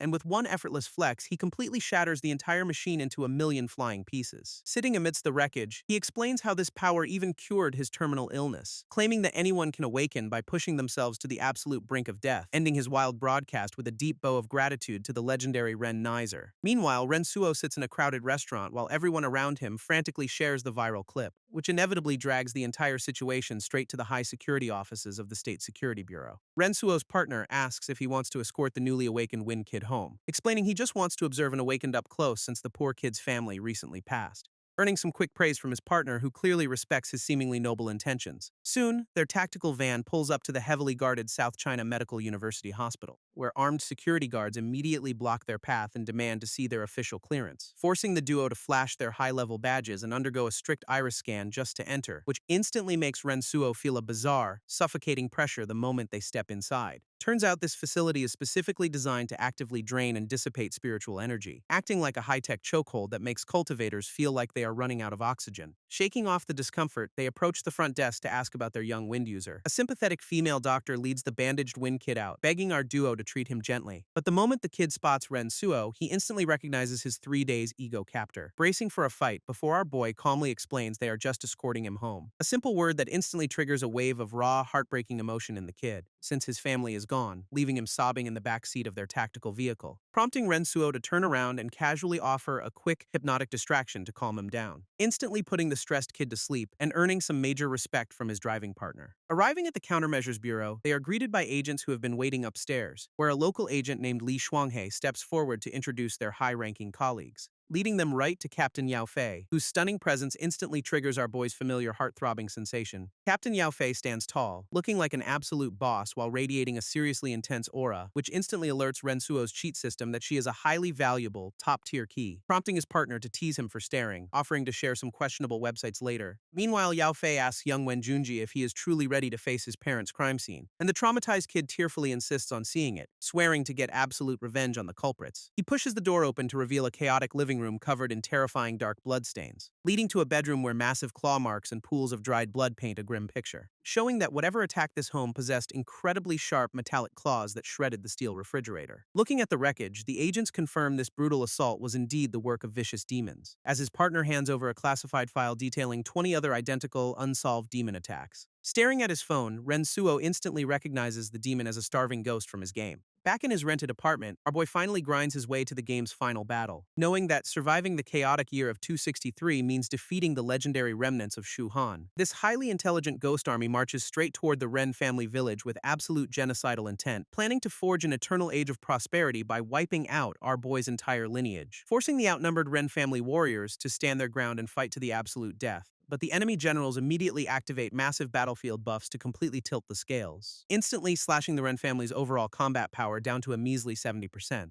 To make matters worse, a thick fog of war completely blinds them from the enemy's rear guard, while a devastating field trait constantly burns away their armor with every single passing turn. Refusing to back down, the Ren family warriors charge straight into the chaotic fray. But the Shu army immediately unleashes a devastating wide-range spell attack from above, forcing our frontliners to brace themselves as the massive enemy vanguard collides with them, pushing forward with sheer grit as they desperately try to breach the central army's position. Suddenly, the enemy forces begin to tactically retreat to slowly bleed our warriors dry, prompting the wounded family head to command a reckless, all-out chase to maintain momentum, only to get brutally struck down by a lethal blow while defending his fleeing successors, leaving 15-year-old Ren Han to take his final breath on the battlefield with a dying wish. Back in reality, Ren Suo sighs in frustration as his entire base is about to blow up, until a sudden system prompt offers to consume ancestral souls for a miraculous resurrection. This glowing spirit of 5th-generation ancestor Ren Wuxing appears, comforting the battered young warrior. And inspired by his forefather's legacy, the kid vows to never disgrace his family name, leading a desperate blue flame charge straight back into the thick of the enemy ranks, where his remaining allies fight like absolute demons, refusing to let their sacrifices go to waste, unleashing a massive crescent-shaped energy slash that tears right through the enemy's front line. But the opposing undead archers immediately retaliate, locking onto our vanguard with glowing purple arrows, raining down a lethal barrage that instantly pierces through his most loyal shield-bearers, prompting even more ancestral spirits to manifest, passing down their final wishes to the surviving generation, as the bloodied family head uses his own body as a shield to force a final breakthrough. Suddenly, a blinding dual-colored beam of divine energy erupts to decide the fate of the clan. Ancestor Ying's glowing spirit manifests, sharing her tragic final wish to have lived a normal life. Fueled by her sacrifice, the bloodied warrior screams a battle cry and orders a desperate final charge. Blue flames erupt around him as he pushes his physical body past its absolute breaking point, while another legendary ancestor appears to bless the dying clan with his proud final words, allowing our warriors to brutally execute the legendary ghost generals of the enemy vanguard. But this Pyrrhic victory leaves only 3 battered Ren survivors facing the final enemy bosses. Standing tall, the terrifying enemy Grand General Zhang Wei raises his massive blade to end them, unleashing a devastating blood-red thrust that completely shatters the battlefield with raw, destructive power, which instantly wipes out the remaining Ren lineages, leaving our lone survivors standing completely alone, as the enemy strategist activates a final soul-burning spell to erase their bloodline from history. Suddenly, a massive bolt of blue lightning crashes down from the heavens, completely engulfing the battlefield. This enemy general raises his dual blades, declaring the absolute collapse of the Han dynasty to the dying warrior. With a swift, merciless swing, he prepared to deliver the final blow to erase their lineage forever. But the glowing spirit of first-generation ancestor Ren Wuxing suddenly manifests to comfort his fallen descendant, reminding the young warrior that while their bloodline is cursed to walk the most sorrowful path, they must still step over the bodies of their ancestors and relentlessly advance toward victory. Back in reality, Rensuo screams in absolute fury, unleashing a devastating quadruple critical hit combo, sending his final bloodied warrior leaping into the air with a massive blue-flamed axe strike, cutting through the enemy general's defenses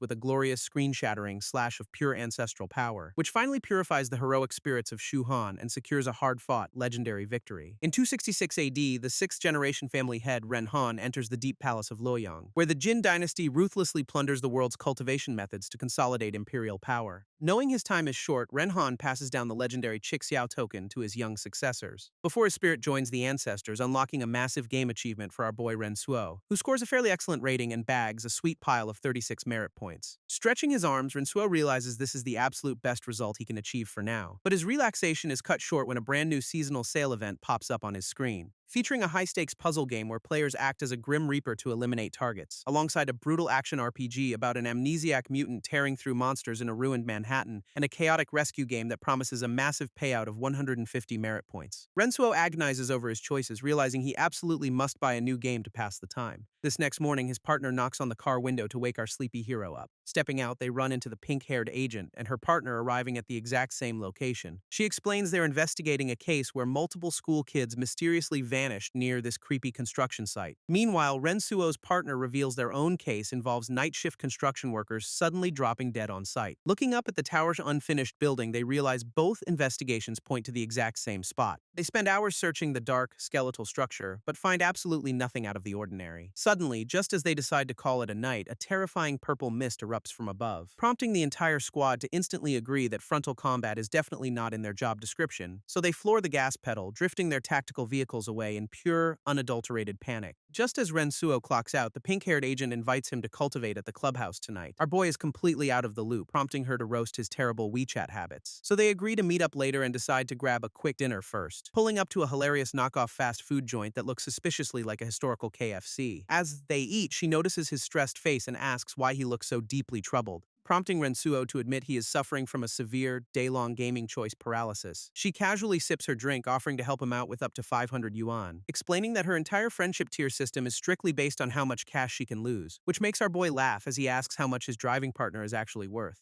Waving him off, the smug agent leaves him calling her a brat as they head out. Suddenly, Xiao Mui clutches her chest in agony as her heart begins to glow a menacing red. And before Rensuo can even react, she completely loses consciousness and collapses backward, catching her just in time as he desperately calls out her name in pure panic. Realizing her high-grade defensive gear is completely useless against whatever is attacking her soul, so he scoops her up and rushes toward a specialized hospital for awakened cultivators, calling his superior on the way to report the bizarre spiritual attack on his partner. Arriving at the facility, a doctor reassures him that they have a perfect treatment plan ready. But then his boss calls back, ordering him to temporarily assist Team 2's investigation, only for Team 2's arrogant vice captain to immediately reject his help over the phone, leaving our boy with absolutely no duties and a perfectly unexpected, fully paid vacation. Back in his apartment, Rensuo realizes Xiao Mui's misfortune actually yielded an unexpected harvest, with the newly acquired resentment key sitting right next to his windblade key. But checking his phone, he panics upon realizing the game discount expires in 15 minutes, forcing him to quickly weigh the pros and cons of each game's unique perks, before finally locking in his choice and purchasing the chaotic Battle Royale rescue game, which officially wraps up his previous playthrough, netting him some sweet rewards and spells, though a sudden system notification interrupts him just as he confirms the transaction.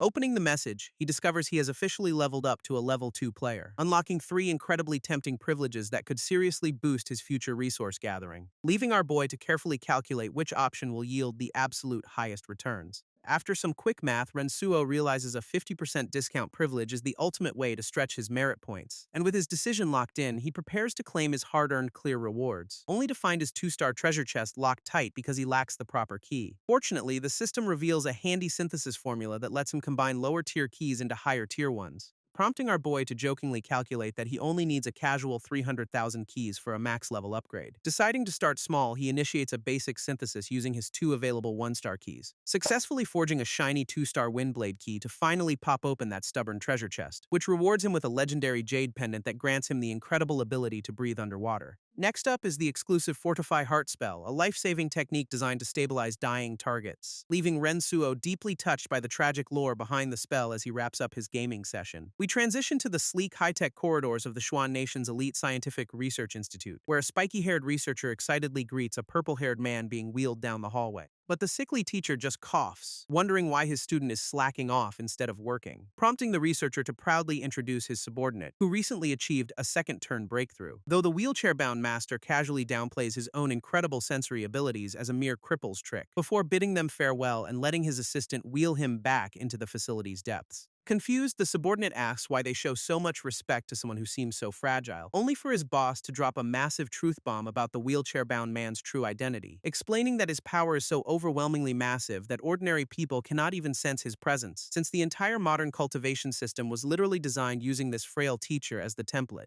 This researcher explains that high-level cultivators are basically walking gods who can tank literal nuclear explosions. But this supreme power is actually a curse, forcing the master to constantly suppress his own growth, requiring a brutal bloodletting procedure every 3 hours just to keep him from spontaneously combusting. When the subordinate asks for this legendary master's name, the researcher reveals his identity is top secret, adding that the lonely master has no living family left and only goes by his surname. As the researcher struggles to recall the exact name of his mysterious wheelchair-bound teacher, this game system screen flashes, showing the legendary Ren family lineage that our boy just saved, and the researcher finally remembers that the world's strongest cultivator is simply named Ren. Meanwhile, Ren Suo is brushing his teeth when his mother calls to force a sudden blind date, leaving our tired hero with no choice but to accept his most terrifying mission yet. Standing outside the metro station at 2 p.m., Ren Suo sighs over his mom's nagging text. Suddenly, 2 stylish college girls approach him, asking if he is the legendary senior brother Ren. Assuming the short-haired girl is a tag-along boyfriend, our boy politely offers his WeChat contact info, but the tomboy bursts out laughing, clarifying she is actually a classmate and definitely not a boyfriend. Moving the chat to a cozy cafe, Ren Suo feeds them vague details about the department. When Xiaoling Yu suddenly asks about his rare surname and where his family originally comes from, he casually mentions his hometown is Fofeng, unaware of the massive historical bombshell he is dropping, prompting the purple-haired girl to slam the table in shock, nearly spilling her expensive dessert. She explains that their college history professor lectured about a mysterious Han Dynasty clan named Ren, revealing that his specific Fofeng lineage is officially recorded as one of the legendary surviving branches. Hearing about the Fofeng Ren clan triggers a sudden memory for Ren Suo, as the purple-haired girl leans in close, teasing him about his family's potentially legendary history, leaving our boy completely stunned as he connects his real-life lineage to his video game. Unfortunately, his thoughts are cut short when an unexpected night shift ruins his plans for gaming. Waiting at the subway station, he accepts that he probably lacks any cool god-tier cultivation bloodline, but his internal monologue is interrupted as the train finally screeches to a halt, only for panicked security guards to suddenly scream at the passengers to evacuate immediately. And looking over, Ren Suo freezes at the sight of fresh blood splattered across the glass, while a terrified crowd stampedes out of the doors, screaming about a lunatic slaughtering passengers. Peering inside, he spots a crazed killer engulfed in flames standing over a freshly defeated victim. Ren Suo instantly recognizes the killer's corrupt aura, realizing this guy is a literal devilish human. A squad of brave but severely outmatched security guards surrounds the flaming lunatic, demanding his immediate surrender. But the crazed killer just roars in fury, his eyes glowing with pure, unbridled malice, before he unleashes a fiery shockwave that sends the guards flying back like ragdolls. Turning his sights on our boy, the flaming maniac lunges forward with a lethal strike, prompting Ren Suo to lock eyes with him, fully prepared to put this monster down, as he effortlessly dodges the blazing attack thanks to his passive physical optimization skill, instantly equipping a combat skill to deliver a devastating counterstrike right to the killer's face, which slams the flaming lunatic hard onto the concrete floor, completely shattering his momentum, leaving Ren Suo pinning him down while realizing this guy is just an untrained rogue cultivator. Pinning the rogue cultivator down, Ren Suo watches in surprise as a system notification detects a nearby key, only to realize his newly equipped jade pendant is actively sucking up the guy's corrupt, devilish aura, which actually purifies the energy to boost his own cultivation, leaving our boy feeling surprisingly refreshed. Meanwhile, the panicked security guards crowd around their fallen comrade, screaming that he is rapidly fading fast, prompting Ren Suo to flash his official bureau badge and step in to assess the critical situation,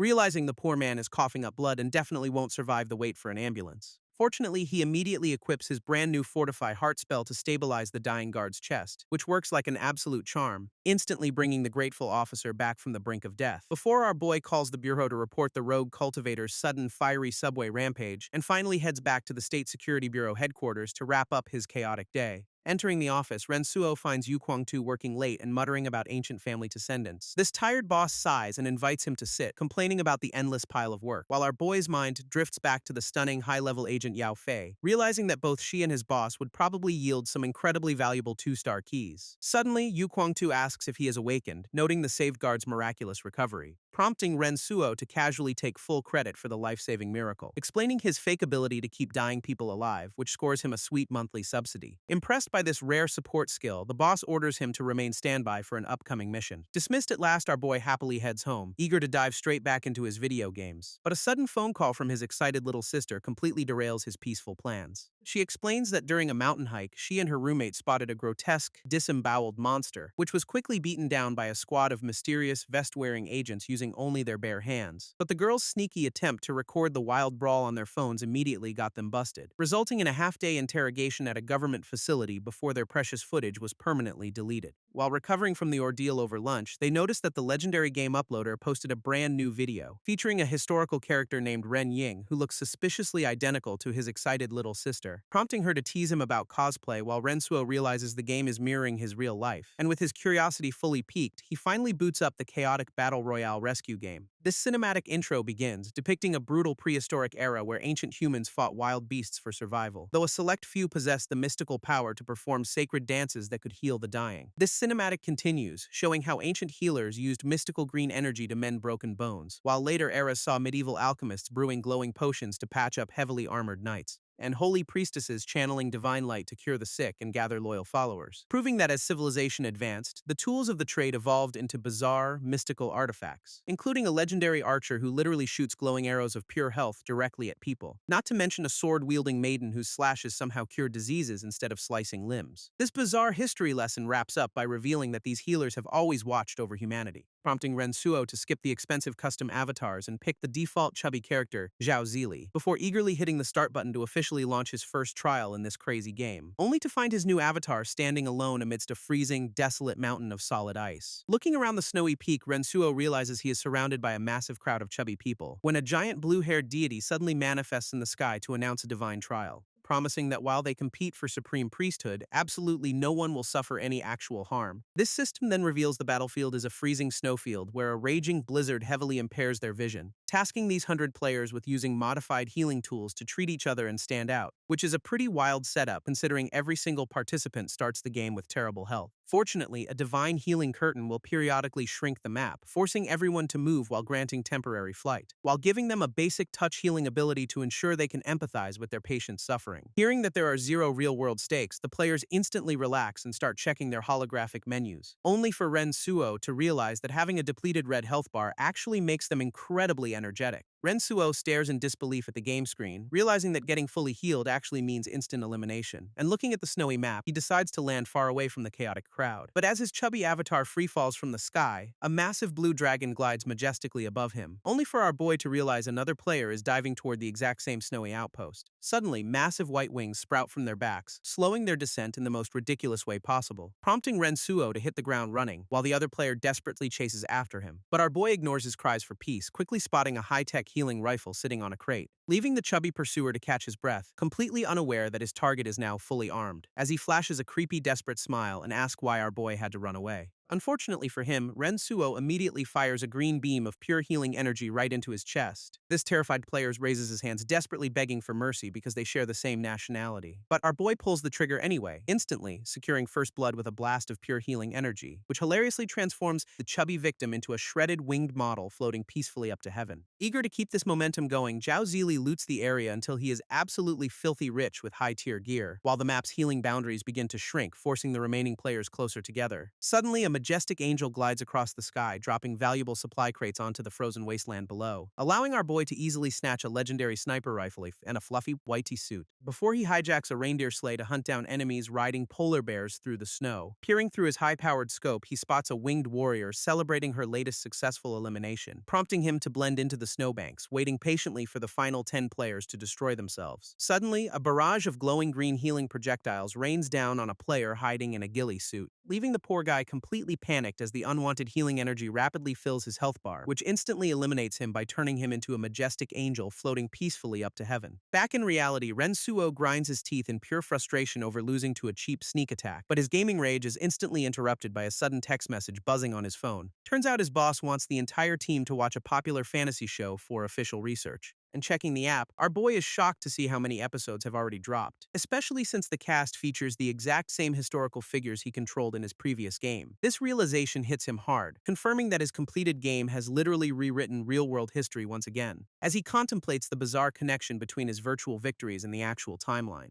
This emotional scene shows a hand reaching out, only for it to dissolve into empty blue light, while the white-haired hero reflects on his duty and accepts his tragic fate without a single regret, leaving a group of schoolgirls absolutely sobbing over their phones at the heartbreaking season finale. Meanwhile, a special bureau operation is underway at Mount Dengxia, with agents searching the scenic peaks, but their high-tech scanning waves only seem to disturb a pair of innocent, chirping birds. Deep underwater, a school of oblivious fish continues swimming through the harmless energy ripples, and even a tiny earthworm crawls through the soil completely unaffected by the massive search grid. Frustrated by the lack of results, the purple-haired agent sighs, unable to detect any abnormal spiritual fluctuations. Yet comparing the landscape to his phone, he remains convinced this is the exact spot from the show, where the legendary white-haired warrior once stood on the very same cliffside overlooking a beautiful sunset. Standing atop the red cliffs, the purple-haired agent sighs because the local earth spirit is still fast asleep. But his quiet contemplation is suddenly cut short by an urgent report buzzing through his earpiece. Down on the road, clueless tourists find themselves blocked by a heavily armed military checkpoint, while a scouting agent perched in the trees reports some desperate civilians trying to bribe their way in. Hearing this, the captain casually tells his subordinate to ignore the fools since foreign cultivators stand zero chance, marveling at how fast international pilgrims are rushing to this newly declared holy land thanks to those viral videos. It turns out the global spiritual revival is progressing at an absolutely terrifying pace, conjuring ancient deities and powerful mountain spirits into reality in just a few short months, leaving him to wonder if this mysterious game uploader is actually the mastermind behind the world's sudden evolution. Ultimately, he decides to stop overthinking without concrete evidence and simply enjoys the breathtaking mountain sunset. Inside a high-tech research facility, a scientist hands a file to the purple-haired descendant, who reviews the profiles of Ren Suo and his highly talented sister, Ren Xingmei, ordering the staff to monitor the sister while completely dismissing our boy's garbage potential, though he cannot help but notice her uncanny resemblance to the legendary ancestor from the show, leaving him bitterly cursing his own bloodline while envying those who can freely cultivate. Meanwhile, back in his room, Ren Suo is busy clicking away on his computer, diving straight back into the chaotic battle royale game to secure another victory, only for an enemy player on a rooftop to start blasting green healing beams. But our boy just smiles, realizing these incredibly smart NPCs perfectly mirror real-world players, before using a thick cloud of green smoke to launch his final, decisive assault. Sneaking through the corridors, Ren Suo uses his headset to taunt his opponent directly, while the tattooed camper lies in wait, confidently promising a swift, heavenly ascension. But our boy points out that his voice is actually broadcasting directly into the guy's head, leaving the clueless camper sweating as he tries to pinpoint the direction of the sound, allowing Ren Suo to quietly dash up the stairs while hyping up his secret technique, which only confuses the camper more as he desperately wonders if a silencer is involved, until our boy suddenly screams at the top of his lungs, priming a healing grenade, making the panicked camper realize the loud shouting was just a clever cover for his footsteps. And as he blindly sprays his machine gun, two glowing green grenades roll to his feet, detonating in a massive blast of pure health that secures our boy a flawless victory. Celebrating his victory, Ren Suo proudly declares that mouse and keyboard are still the ultimate gaming setup. This system screen tallies his impressive score, rewarding him with a permanent healing buff called Avalanche. His chubby avatar is then teleported to a private lounge, complete with a glowing exit door, which leads directly into a massive public plaza filled with other players resting between trials. Suddenly, our boy checks his phone and realizes he still has a massive work assignment to finish. He contemplates sharing his secret in-game knowledge, but dumping advanced intel directly would raise too many red flags, until a brilliant idea strikes him. Since these games rewrite reality, his voice chat can leak the info naturally, turning every single player he meets into an accidental messenger to warn the world about incoming monsters.